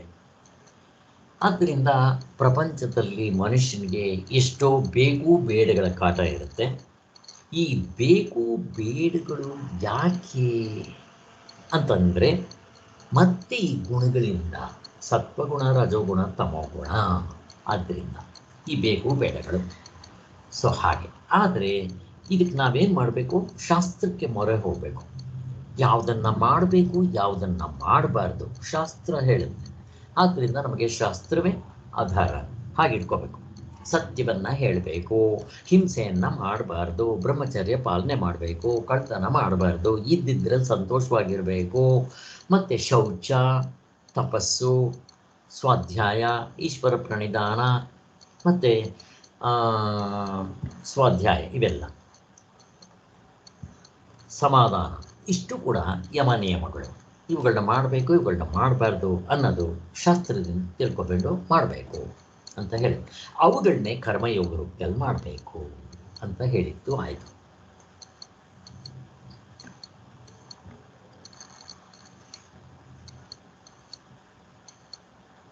ಮತ್ತೆ ಈ ದ್ವಂದ್ವಗಳು ಹೀಗೆ ಇರೋದಿಲ್ಲ. ಅದರಿಂದ ನನ್ನ ಮನಸ್ಸನ್ನ ನಾನು ಯಾಕೆ ಕೆಡಿಸ್ಕೋಬೇಕು? ಇವು ಬಂದರೆ ಸ್ವಲ್ಪ ತಾಳ್ಮೆಯಿಂದ ಸಹಿಸ್ಕೊಂಡ್ರೆ ಮತ್ತೆ ಹೋಗ್ಬಿಡುತ್ತದು ಅಷ್ಟೇ. ಆದ್ದರಿಂದ ಯಾವುದು ಬರುತ್ತೋ ಅದು ಹೋಗಬೇಕು ಅಲ್ವಾ? ಬಂದದ್ದು ಗೆಸ್ಟು, ಅತಿಥಿ ಎಷ್ಟು ದಿನ ಇರ್ತಾರೆ ಮನೆಯಲ್ಲೇ, ಹೋಗಲೇಬೇಕು ಒಂದಿನ. ಹಾಗೆ ಈ ಬೇಸಿಗೆ ಆಗಲಿ ಚಳಿ ಆಗಲಿ ಬಂದು ಹೋಗುವಂಥದ್ದು, ಇವುಗಳನ್ನ ತಡ್ಕೋ. ಇದನ್ನು ಮನಸ್ಸನ್ನು ಧೈರ್ಯ ಮಾಡಿಕೊಂಡು ವಿವೇಕದಿಂದ ತಡ್ಕೋ ಅಂತಾರೆ. ಆದ್ದರಿಂದ ಇದು ತಡ್ಕೊಳ್ಳೋದು ಗೊತ್ತಾಯಿತು. ಆದ್ದರಿಂದ ಮನುಷ್ಯನಿಗೆ 3 ಗುಣಗಳು ಸ್ವಭಾವದಿಂದಲೇ ಅಂಟಿಕೊಂಡಿರುವುದರಿಂದ, ಸ್ವಭಾವ ಅಂದಿದ ತಕ್ಷಣ ಮತ್ತೆ ಬೆಂಕಿಗೆ ಸುಡೋದು ಹೇಗೆ ಸ್ವಭಾವವೋ, ಗುಣಗಳು ಹಾಗೆ ಸ್ವಭಾವ ಅಲ್ಲ. ಯಾಕೆ? ನಿದ್ದೆಯಲ್ಲಿ ಯಾವ ಗುಣನೂ ಇಲ್ಲದೆ ಇದ್ರಲ್ಲ ನೀವು, ಮತ್ತು ಸ್ವಭಾವ ಹೆಂಗಾಗುತ್ತೆ? ಬಟ್ ಇದು ವ್ಯವಹಾರ ದೃಷ್ಟಿಯಿಂದ, ಗೌಣ ದೃಷ್ಟಿಯಿಂದ ಸ್ವಭಾವ ಅಂತ ಕರೆದಿದ್ದು. ನನ್ನ ನಿಜವಾದ ಸ್ವಭಾವ ಅಂದರೆ ಆತ್ಮನೇ ನನ್ನ ನಿಜವಾದ ಸ್ವಭಾವ, ಅದು ಗುಣಗಳ ಗಂಧ ಇಲ್ಲ. ಆದ್ದರಿಂದ ಇರಲಿ. ಹಾಗೆ ಹೊರಗಿನ ವಸ್ತುಗಳ ಆಯಾ ಪರಿಸ್ಥಿತಿಗೆ ಅನುಸರಿಸುವಾಗಿ ಬೇಕೆಂದು ಬೇಡವೆಂದು ತೋರಬೇಕಲ್ಲವೇ ಅಂತ. ಹೀಗಿರುವಲ್ಲಿ ನಿಸ್ತ್ರಿಗಣನಾಗುವುದು, ನಿಷ್ಕಾಮನಾಗುವುದು ಹೇಗೆ ಅಂತ ಕೇಳಬಹುದು. ಅದಕ್ಕೆ ಉಪಾಯವನ್ನು ನಿತ್ಯ ಸತ್ವಸ್ಥನಾಗು. ನಿತ್ಯ ಸತ್ಯಸ್ತ್ವ ಅಂದರೆ ನಿತ್ಯವೂ ನೀನು ಸತ್ಯವಾಗಿರೋ ವಸ್ತುವಿನಲ್ಲಿದ್ದೀಯ ಅಂತ ಅದನ್ನು ಮೆಲುಕು ಹಾಕೋದು, ಅದಕ್ಕೆ ಪ್ರಯತ್ನ ಮಾಡೋದು. ಆದ್ದರಿಂದ ಸತ್ವವು ಶುದ್ಧ ಸತ್ವವೆಂದು, ಮಿಶ್ರ ಸತ್ವವೆಂದು 2 ಬಗೆಯಾಗಿರುತ್ತೆ. ಮುಕ್ತರಾದವರಿಗೆ ಶುದ್ಧ ಸತ್ವ, ಅವ್ರಿಗೂ ಇರುತ್ತೆ ಗುಣ ನಿಜವಾಗ್ಲೂ ಇರೋದಲ್ಲ. ವ್ಯವಹಾರದ ದೃಷ್ಟಿಯಿಂದ ಅವರಲ್ಲಿ ರಜೋಗುಣ ತಮೋಗುಣ ಇರೋದಿಲ್ಲ, ಪೂರ್ತಿ ಶುದ್ಧ ಸತ್ವ. ಅದಕ್ಕೋಸ್ಕರನೇ ಮುಕ್ತರಾಗಕ್ಕೆ ಮೊದಲು ಅವರು ಸತ್ವಗುಣಿಗಳಾಗಿರ್ತಾರೆ, ತುಂಬ ಸತ್ವಗುಣಿಗಳಾಗಿರ್ತಾರೆ. ಮುಕ್ತರಾದ ಮೇಲೆ ಅವರು ಗುಣಾತೀತರಾಗ್ತಾರೆ. ಅದನ್ನು ಹೇಳುವಾಗ ಹೆಂಗೆ ಹೇಳ್ತಾರೆ ಅಂತಂದರೆ, ಹಳೇ ಮನಸ್ಸು ಸತ್ತೋಯ್ತು, ಈಗ ಹೊಸ ಮನಸ್ಸು ಅಂತ ಹೇಳ್ತಾರೆ ಹೇಳುವಾಗ. ಈ ಹೊಸ ಮನಸ್ಸು ಅಂತಂದರೆ ಇದು ಶುದ್ಧ ಸತ್ವ ಅಂತಾರೆ. ಇದು ಮುಕ್ತನಾಗಕ್ಕೆ ಮೊದಲು ಇರೋ ಸತ್ವಕ್ಕಿಂತ ತುಂಬ ಸತ್ವ, ಅಂದರೆ ಆತ್ಮನೇ ಆಗಿರ್ತಾನೆ ಅಂತ. ಹೀಗೆ ಯಾಕೆ ಅಂದರೆ ಅವನಿಗೂ ಅಂತಃಕರಣ ಇರುತ್ತೆ. ಮುಕ್ತನಾದ ಮೇಲೆ ವ್ಯವಹಾರ ದೃಷ್ಟಿಯಿಂದ ಅಂತಃಕರಣದಲ್ಲಿ ಯಾವುದಾದ್ರು ಗುಣ ತೋರ್ಕೋಬೇಕಲ್ಲ, ಶುದ್ಧ ಸತ್ವ. ಮತ್ತು ಆ ಮನಸ್ಸಲ್ಲ, ಹಳೆ ಮನಸ್ಸು ಸತ್ತೋಯ್ತು, ಇದು ಹೊಸ ಮನಸ್ಸು ಅಂತ ಹಿಂಗೆಲ್ಲ ಹೇಳ್ತಾರೆ. ಎಲ್ಲ ಗೌಣಾರ್ಥದಿಂದ ವ್ಯವಹಾರ ದೃಷ್ಟಿಯಿಂದ ಹೇಳಿದ್ರು. ಸತ್ವವು ರಜೋಗುಣ ತಮಗಳಿಂದ ಕೂಡಿದ್ರೆ ಮಿಶ್ರ ಸತ್ವವೆನಿಸುತ್ತದೆ. ಇದು ಸಾಮಾನ್ಯವಾಗಿ ಸಾತ್ವಿಕರೆನ್ನುವ ಜನರಲ್ಲಿ ಇರುತ್ತೆ, ತುಂಬ ಕಡಿಮೆ ಮಟ್ಟದಲ್ಲಿರುತ್ತೆ. ಮುಮುಕ್ಷುಗಳಾದವರು ತಮೋಗುಣದಿಂದಾಗಿರುವ ನಿದ್ರಾ ಆಲಸ್ಯಗಳನ್ನು ಚಟುವಟಿಕೆಯ ರೂಪದಿಂದ ರಜೋಗುಣದಿಂದ ಗೆದ್ದುಕೊಂಡಿರಬೇಕು. ಹಾಗೆ ತಮೋಗುಣದಲ್ಲಿದ್ದರೆ ನಾನು ಹೇಳಿದ್ನಲ್ಲ, ಆಸೆ ತೋರಿಸಿ ರಜೋಗುಣಕ್ಕೆ ಬರಬೇಕು. ರಜೋಗುಣದಲ್ಲಿದ್ದವರಿಗೆ ಅಪ್ಪ ನೀನು ಎಷ್ಟು ಇದಕ್ಕೆ ಬೆಲೆ ಕೊಡ್ತೀಯೋ, ಮತ್ತು ಇದಕ್ಕೆ ಜನಗಳಿಗೆ ಬೆಲೆ ಕೊಡು ಅನ್ನೋದಕ್ಕಿಂತ ಅವರಿಗೆ ನಮ್ಮ ಮೇಲೆ ಒಳ್ಳೆ ಉದ್ದೇಶ ಬಂದರೆ ಅವರೇ ಬೆಲೆ ಕೊಡ್ತಾರೆ. ನಾನು ಫೋರ್ಸ್ ಮಾಡಿ ಕಿತ್ಕೊಳ್ಳೋದು ಹೆಂಗಿದೆ, ಅವರೇ ನನ್ನ ಹೊಗಳೋದಾಗಲಿ ಮಾಡೋದಾಗಲಿ ಹೇಗಿರುತ್ತೆ ಅಂತ ಆ ಥರ ಮನಸ್ಸಿಗೆ ಏನೋ ಸಮದಾಶಿ ಹೇಳಿ ಇವು ಹೇಗೆ ಬರುತ್ತೆ ಅಂದರೆ, ಮೂರೊತ್ತು ಈ ವಿಚಾರಗಳನ್ನ ಕೇಳೋದ್ರಿಂದ, ಓದೋದ್ರಿಂದ, ಮತ್ತು ಸ್ವಲ್ಪ ಸಾಧನೆಗಳು ಮಾಡೋದರಿಂದ, ಕರ್ಮಯೋಗ ಜಪ ಮಾಡ್ತಾ ಇದ್ದರೆ ಇವುಗಳೆಲ್ಲ ಬರುತ್ತೆ. ಮತ್ತು ಸಹಕಾರಿ ಸಾಧನೆಗಳು ಜೊತೆಗೆ ಶ್ರವಣ, ಮನನ, ಧ್ಯಾನ ಇವುಗಳನ್ನ ಅಭ್ಯಾಸ ಮಾಡ್ತಾ ಇರಬೇಕು ಅಂತ ಹೇಳ್ತೀನಿ. ಆದ್ದರಿಂದ ಇವುಗಳನ್ನ ಗೆಲ್ಲಬೇಕಾದ್ರೆ ಏನು ಮಾಡಬೇಕು? ಮನಸ್ಸಿನ ಚಾಂಚಲ್ಯವೇ ಮುಂತಾದದ್ದನ್ನು, ಈಗ ರಜೋಗುಣದಲ್ಲಿದ್ದವರಿಗೆ ಮನಸ್ಸು ಚಾಂಚಲ್ಯವಾಗಿರುತ್ತೆ, ಹರಿದಾಡೋದು ಜಾಸ್ತಿ ಇರುತ್ತೆ. ಆದ್ದರಿಂದ ಅದನ್ನು ತಪ್ಪಿಸ್ಕೊಳ್ಳೋದಕ್ಕೆ ಏನು ಮಾಡಬೇಕು? ಸಾಧನೆ. ಏನದು? ಮೌನ, ತಪಸ್ಸು, ಏಕಾಂತವಾಸ, ಧ್ಯಾನ, ಕರ್ಮಯೋಗ ಇವುಗಳನ್ನೆಲ್ಲ ಹೇಳಿರುತ್ತೆ. ಮುಂತಾದ ಸಾತ್ವಿಕ ಸಾಧನೆಗಳಿಂದ ಗೆಲ್ಲಬೇಕು. ಇವು ಸಾತ್ವಿಕ ಸಾಧನ, ಮತ್ತು ಇವು ಕಷ್ಟವೂ ಕೂಡ, ಏನಷ್ಟು ಸುಲಭ ಅಲ್ಲ. ಏಕಾಂತವಾಸ, ಮೌನ, ತಪಸ್ಸು, ಧ್ಯಾನ, ಯಜ್ಞದಾನ ತಪಸ್ಸುಗಳನ್ನ ಕರ್ಮಯೋಗ ರೂಪದಲ್ಲಿ ಮಾಡೋದು, ಏನೇ ಕೆಲಸಗಳು ಮಾಡಿದ್ರು ಸತ್ವಗುಣದಲ್ಲಿ ಮಾಡೋದು, ಕರ್ಮಯೋಗ ರೂಪದಲ್ಲಿ ಮಾಡೋದು, ಇವೆಲ್ಲ ಹೀಗೆ. ಆದ್ದರಿಂದ ಕಾಯ ವಾಚ ಮನಸ ನೀವೇನೇ ಮಾಡಿದ್ರು ಸತ್ವಗುಣ ಪ್ರಧಾನವಾಗಿ ಮಾಡ್ತಾ ಇರೋದು ಅಂತ ಹೇಳ್ತಾರೆ. ಈಗ ನಿರ್ಯೋಗಕ್ಷೇಮ ಹಾಗಂದರೆ ಏನು ಅಂತ, ಇಲ್ಲಿ ಯೋಗ ಕ್ಷೇಮ ಎರಡು ವರ್ಡ್ಗಳಿದೆ. ಇಲ್ಲಿ ಯೋಗ ಅಂತಂದರೆ ಇದು ಯುಜ್ ಅನ್ನೋ ಧಾತುವಿನಿಂದ ಬಂದಿರೋದು. ಯೋಗ ಅಂತಂದರೆ ಸೇರಿಸು ಅಂತ ಅರ್ಥ. ಯಾವುದರಿಂದ ಸೇರಿಸಬೇಕು? ಜೀವಪ್ಪನ್ನ ಪರಮಾತ್ಮನಲ್ಲಿ ಸೇರಿಸು. ಎಲ್ಲ ಗೌಣಾರ್ಥದಿಂದ ಹೇಳೋದು, ಇದು ವ್ಯವಹಾರದ ದೃಷ್ಟಿಯಿಂದ ಹೇಳೋದು. ಆದರೆ ನಿಜವಾಗಿಯೂ ಜೀವಪ್ಪ, ಈಗ ಇವನ ಪಿಕ್ಚರ್ಗಳಲ್ಲಿ ಚೆನ್ನಾಗಿ ತೋರಿಸ್ತಾರೆ. ಏನೋ ಕನಕದಾಸರು ಸತ್ತು ಹೋದ್ರು ಅಂತ ಇಟ್ಕೊಳ್ರಿ, ಪುರಂದರದಾಸರು ಯಾರು ದಾಸರು, ಏನಾಗುತ್ತೆ ಅವಾಗ? ಅವ್ರು ಸತ್ತೋಗಿರೋ ದೇಹದಿಂದ ಒಂದು ಜ್ಯೋತಿ ಟೊಯ್ ಅಂತ ಮೇಲಕ್ಕೆ ಬರುತ್ತೆ. ಇದು ಜೀವಪ್ಪ. ಅವನು ಟೊಯ್ ಅಂತ ಆಕಾಶದಲ್ಲಿ ಹೋಗಿದ್ದೆ, ಅಲ್ಲಿ ಪರಮಾತ್ಮ ಇರ್ತಾನೆ, ವೈಕುಂಠಲ ಕೈಲಾಸದಲ್ಲ, ಹೋಗ ಅವನ ಹೃದಯದಲ್ಲಿ ಸೇರ್ಕೊಂಡ್ಬಿಡುತ್ತೆ. ಏನಂತಾರೆ ಅವಾಗ? ಜೀವಪ್ಪ ಪರಮಾತ್ಮನಲ್ಲಿ ಐಕ್ಯವಾದರು. ಹೇಳುವಾಗಲೂ ಹಂಗೆ ಹೇಳ್ತಾರೆ, ಇವರು ಅವನ ರಾಮನಲ್ಲಿ ಐಕ್ಯವಾದರು ಅಂತ. ಇದನ್ನು ಯೋಗ ಅಂತ ಕರೀತಾರೆ ಇದನ್ನು. ಆದರೆ ಇದು ನಿಜವಾದ ಅರ್ಥವಲ್ಲ. ಯೋಗ ಅಂದರೆ ಏನು? ವಿಯೋಗ. ಏನು ವಿಯೋಗ ಆಗಬೇಕು? ನಾನು ಪ್ರಶ್ನೆ ಕೇಳ್ತಾ ಇದ್ದೀನಿ. ನಮ್ಮ ವೇದಾಂತದಲ್ಲಿ ಯೋಗ ಅಂತ ಈ ಅರ್ಥ ಇಟ್ಕೊಳ್ಳಲ್ಲ, ಆದರೆ ಅದರ ಗೌಣ ಅರ್ಥ ಇದೆ. ನಿಜವಾದ ಅರ್ಥದಲ್ಲಿ ಯೋಗ ಅಂತಂದರೆ ವಿಯೋಗ. ಏನು ವಿಯೋಗ ಆಗಬೇಕು? ಏನು ಬಿಡಬೇಕು? ಅನಿತ್ಯ ವಸ್ತುಗಳನ್ನ ಬಿಡಬೇಕು, ಅನಾತ್ಮವನ್ನು ಬಿಡಬೇಕು. ಮುಗಿದೋಯ್ತು. ಅನಾತ್ಮವನ್ನು ಬಿಟ್ಟರೆ ಆತ್ಮನಾಗಿರ್ತಾರೆ. ಅದಕ್ಕೋಸ್ಕರ ಇದಕ್ಕೆ ವಿಯೋಗ. ಸ್ವಾಮಿಗಳು ಒಂದು ಕಡೆ ಹೇಳ್ತಾರೆ, ಹೇಗೆ ಮಂಗಳವಾರದ ದಿನ ಯಾವ ಮಂಗಳವನ್ನೂ ಮಾಡಬಾರ್ದು, ಅದು ಅಮಂಗಳ. ಆದರೂ ಅದಕ್ಕೆ ಹೆಸರು ಮಂಗಳವಾರ ಅಂತ ಹೇಗೆ ಕೊಟ್ಟಿದ್ದಾರೋ, ಯೋಗ ಅಂತಂದರೆ ವಿಯೋಗ ಅಂತಲೇ ನಿಜವಾದ ಅರ್ಥ. ಆದರೆ ಮಂಗಳವಾರಕ್ಕೆ ಅಮಂಗಳವಾಗಿರೋ ಮಂಗಳವಾರನ ಮಂಗಳ ಅಂತ ಹೇಗೆ ಕರೆದ್ರೋ, ಹೀಗೆ ಅದಕ್ಕೆ ವಿರುದ್ಧವಾಗಿರೋ ಅರ್ಥದಿಂದ ಸಂಯೋಗ ಅಂತ ಕರೆದಿದ್ದಾರೆ ಅಂತ ಹೇಳ್ತಾರೆ. ಹಾಗೆ ಆದ್ದರಿಂದ ಇಲ್ಲಿ ಏನಪ್ಪ ಅರ್ಥ? ಯೋಗ ಅಂತಂದರೆ ಸೇರಿಸೋದು. ಯೋಗ ಅಂದರೆ ಏನು ಹೇಳಿದ್ರು? ಸಂಯೋಗ, ಸೇರಿಸುವುದು ಯೋಗ. ಏನು ಸೇರಿಸೋದು? ಆಸ್ತಿ ಪಾಸ್ತಿ, ಅಂತಸ್ತು, ಐಶ್ವರ್ಯ, ಬಿರ್ದು, ಆಳು ಕಾಳು ಇವುಗಳನ್ನ ಸೇರಿಸೋದಕ್ಕೆ ಯೋಗ ಅಂತಾರೆ. ಮತ್ತಿನ್ನೊಂದು ವೀರಪ್ಪನಾಗಿ ಮಾಡಬಾರ್ದು, ಧರ್ಮವನ್ನು ಬಿಡೋಂಗಿಲ್ಲ. ಅದಕ್ಕೋಸ್ಕರನೇ ಧರ್ಮ ಮಾರ್ಗದಿಂದ, ಅದಕ್ಕೆ ನಮಗೆ 4 ಆಶ್ರಮಗಳಿರಲಿ, 4 ವರ್ಣಾಶ್ರಮಗಳಿರಲಿ, ಧರ್ಮ ಅರ್ಥ ಕಾಮ ಮೋಕ್ಷ. ಧರ್ಮ ಒಂದು ಬಿಡೋದಲ್ಲ, ಬೇಸ್ಮೆಂಟ್. ಚೆನ್ನಾಗಿ ಜ್ಞಾಪಕ ಇಟ್ಕೊಳ್ರಿ. ಏನೋ ಹೇಳಿದ್ದಾರೆ ಸೇರಿಸ್ಬೇಕು ಅಂತ ವೀರಪ್ಪನೂ ಮಾಡ್ತಾನೆ ಅಂತ ಹಂಗೆ ಮಾಡೋಕ್ಕೆ ಹೋದ್ರೆ ಅದು ಆಗೋದಿಲ್ಲ, ಕೆಳಕ್ಕೆ ಹೋಗ್ಬಿಡ್ತೀವಿ. ಅಲ್ಲಿಗೆ ಯೋಗ ಅಂತಂದರೆ ಸೇರಿಸು, ಜಾಯಿನ್. ಏನು ಜಾಯಿನ್ ಮಾಡೋದು? ಇವೆಲ್ಲ ನನ್ನದು, ವಿದ್ಯಾಭ್ಯಾಸ ಮಾಡೋದು, ಹೆಂಡತಿ ಮಕ್ಕಳನ್ನ ಮದುವೆ ಮಾಡ್ಕೊಳ್ಳೋದು, ಮಕ್ಕಳನ್ನ ಹೆತ್ತೋದು, ಮತ್ತು ಮನೆ ಮಠ ಆಸ್ತಿ ಪಾಸ್ತಿ ಅಂತಸ್ತು ಐಶ್ವರ್ಯ ಬಿರ್ದು ಆಳು ಕಾಳು ವಾಹನ ಎಕ್ಸೆಟ್ರಾ ಎಕ್ಸೆಟ್ರಾ ಲಬ್ಲ ಲಬ್ಲ ಬಂದು ಇವು ನನ್ನದು. ಇವುಗಳನ್ನ ಇದಕ್ಕೆ ಯೋಗ ಅಂತ ಕರೀತಾರೆ. ಆಯ್ತಪ್ಪ, ನಾನು ಇವುಗಳನ್ನೆಲ್ಲ ಕಷ್ಟಪಟ್ಕೊಂಡು ಸಂಪಾದನೆ ಮಾಡಿದೆ. ಯೋಗ ಅದನ್ನು ಹಾಗೆ ಕಾಪಾಡ್ಕೊಂಬರ್ಬೇಕಲ್ಲ, ಮತ್ತು ಹೋಗ್ಬಿಟ್ರೆ ಏನು ಮಾಡಬೇಕು? ಅದಕ್ಕೋಸ್ಕರ ಕ್ಷೇಮ. ಕ್ಷೇಮ ಅಂದರೆ ಏನು? ಕಾಪಾಡಿಕೊಳ್ಳುವುದು.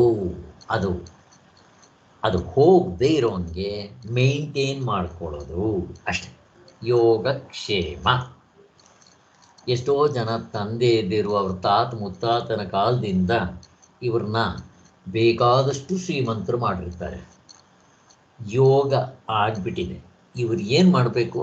ಬರೀ ಕ್ಷೇಮ ಕಾಪಾಡಿಕೊಂಡ್ರೆ ಸಾಕು, ಅದನ್ನು ಮೇಂಟೈನ್ ಮಾಡ್ಕೊಂಡು ಹೋದರೆ ಸಾಕು. ಅದು ಮಾಡಲ್ಲ, ಎಲ್ಲ ಕಳೆದಾಕ್ಬಿಡ್ತಾರೆ. ಇನ್ನೊಬ್ಬ ಬರ್ತಾನೆ, ಅದೇ ವಂಶಕ್ಕೆ ಇನ್ನೊಬ್ಬ ಬರ್ತಾನೆ, ಅವನು ಎಲ್ಲವನ್ನು ನಷ್ಟ ಮಾಡಿಬಿಟ್ಟು ಆ ಕಡೆ ಸಾರ್ಸಾಕ್ಬಿಡ್ತಾನೆ. ಸ್ವಾಮಿ ನಡೆದಿಲ್ವಾ?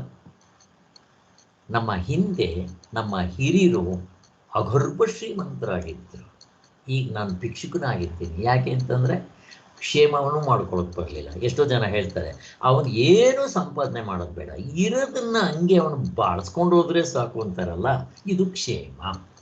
ಅದಕ್ಕೆ ನಿಮಗೆಲ್ಲ ಜ್ಞಾಪಕ ಇರಬೇಕು ಅನ್ಸುತ್ತೆ. ನನಗಂತೂ ಜ್ಞಾಪಕ ಇದೆ. ನಾವು ಬರಿತಾ ಇದ್ವಿ ಹಂಗೆ, ನಮ್ಗೆ ಹೇಳ್ಕೊಟ್ಟಿದ್ದು ಹಾಗೆ.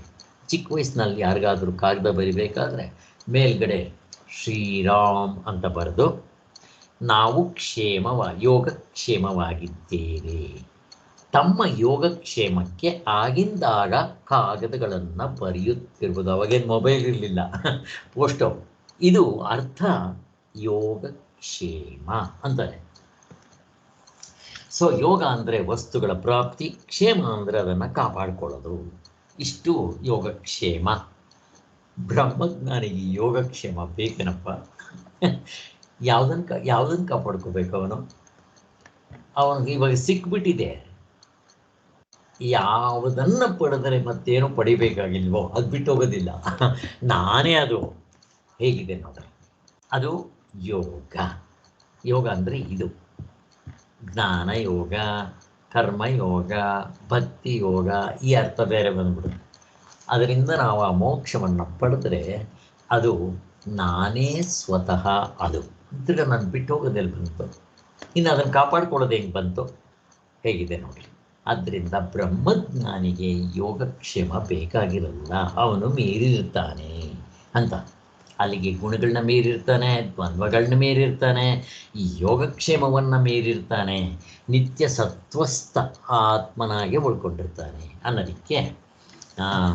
ಆದ್ದರಿಂದ ನಮ್ಮ ಸಂಸಾರ ವ್ಯವಹಾರವೆಲ್ಲ ಲೌಕಿಕ, ವೈದಿಕ, ಪಾರಮಾರ್ಥಿಕ ಇವೆಲ್ಲವೂ ಯೋಗಕ್ಷೇಮವಾಗಿರುತ್ತೆ.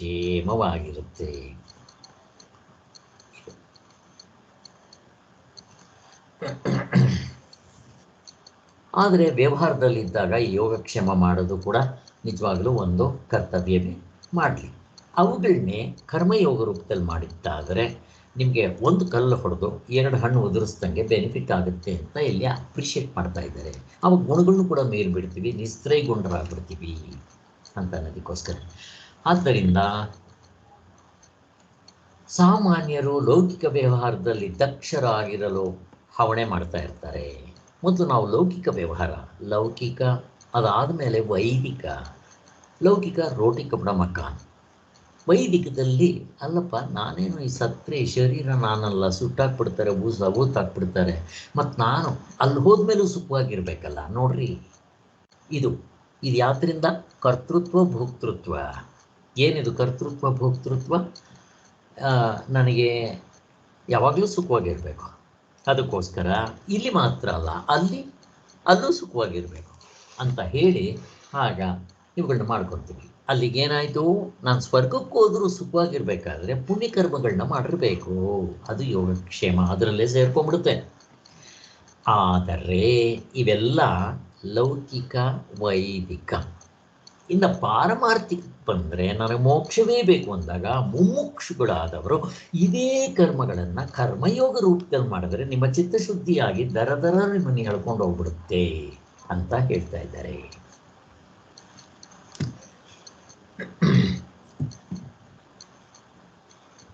ಆದ್ದರಿಂದ ಸ್ವಾಮಿಗಳಲ್ಲಿ ಒಂದು ನಮ್ಗೆ ಹಿಂಟ್ ಕೊಡ್ತಾರೆ. ಎಷ್ಟೋ ಜನಕ್ಕೆ ನಮ್ಗೆ ಕರ್ಮಯೋಗ ಮಾಡೋಕ್ಕೆ ಯೋಗ್ಯತೆ ಇಲ್ಲದೆ ಇದ್ದು ಪರವಾಗಿಲ್ಲ, ಈ ವಿಚಾರಗಳನ್ನ ಕೇಳೋದು ಬಿಡಬೇಡ್ರಿ. ಅಟ್ಲೀಸ್ಟ್ ದಿನಕ್ಕೆ 1 ಗಂಟೆ ಓದೋದು, ಕೇಳೋದು, ಮಾಡೋದು, ಅದನ್ನು ಮೆಲುಕು ಹಾಕೋದು ಮಾಡ್ತಾ ಇದ್ದರೆ ನಮಗೆ ಒಳ್ಳೆ ಸಂಸ್ಕಾರ ಕೊಟ್ಟು ನಮ್ಮನ್ನು ಅದೇ ಬೇಕು ಅಂತ ಅನಿಸೋ ಹಾಗೆ ಮಾಡಿಬಿಡುತ್ತೆ. ಇದು ನಾವು ಮರಿಬಾರ್ದು. ಯಾಕೆ ಹೇಳ್ತೀನಿ ಇದನ್ನು ಅಂತಂದರೆ, ಈ ಸಂದರ್ಭದಲ್ಲಿ ಹೇಳಬೇಕಾಗಿರುತ್ತೆ. ಕಲ್ಪನಾ ಅವರು ನನಗೆ ಮೊನ್ನೆ ಶನಿವಾರ ಫೋನ್ ಮಾಡಿಬಿಟ್ಟು, ಸರ್ 2-3 ದಿವಸದಿಂದ ನನಗೆ ಯಾಕೋ ನಿಮ್ಮ ಕ್ಲಾಸಿಗೆ ಬರೋಕ್ಕಾಗ್ತಾ ಇಲ್ಲ ಸರ್, ಅಲ್ಲಿ ನಾನು ಸೇರ್ಕೊತೀನಿ, ಇಮಿಡಿಯೇಟಾಗಿ ಕಟ್ ಆಗಿಬಿಡುತ್ತೆ, ಆದರೆ ನನಗೆ ಸೇರ್ಕೋಬೇಕು ಅಂತ ಆಸೆ ಇದೆ. ಈಗ ನೋಡ್ರಿ ಹೇಗಿದೆ, ಯಾತ್ರೆಯಿಂದ ಬರುತ್ತಿದ್ದು. ಅವರು ಕೆಲವು ವರ್ಷಗಳಿಂದ ಕೇಳ್ತಾ ಇದ್ದಾರೆ, ರೆಗ್ಯುಲರಾಗಿ ಬರ್ತಾರೆ.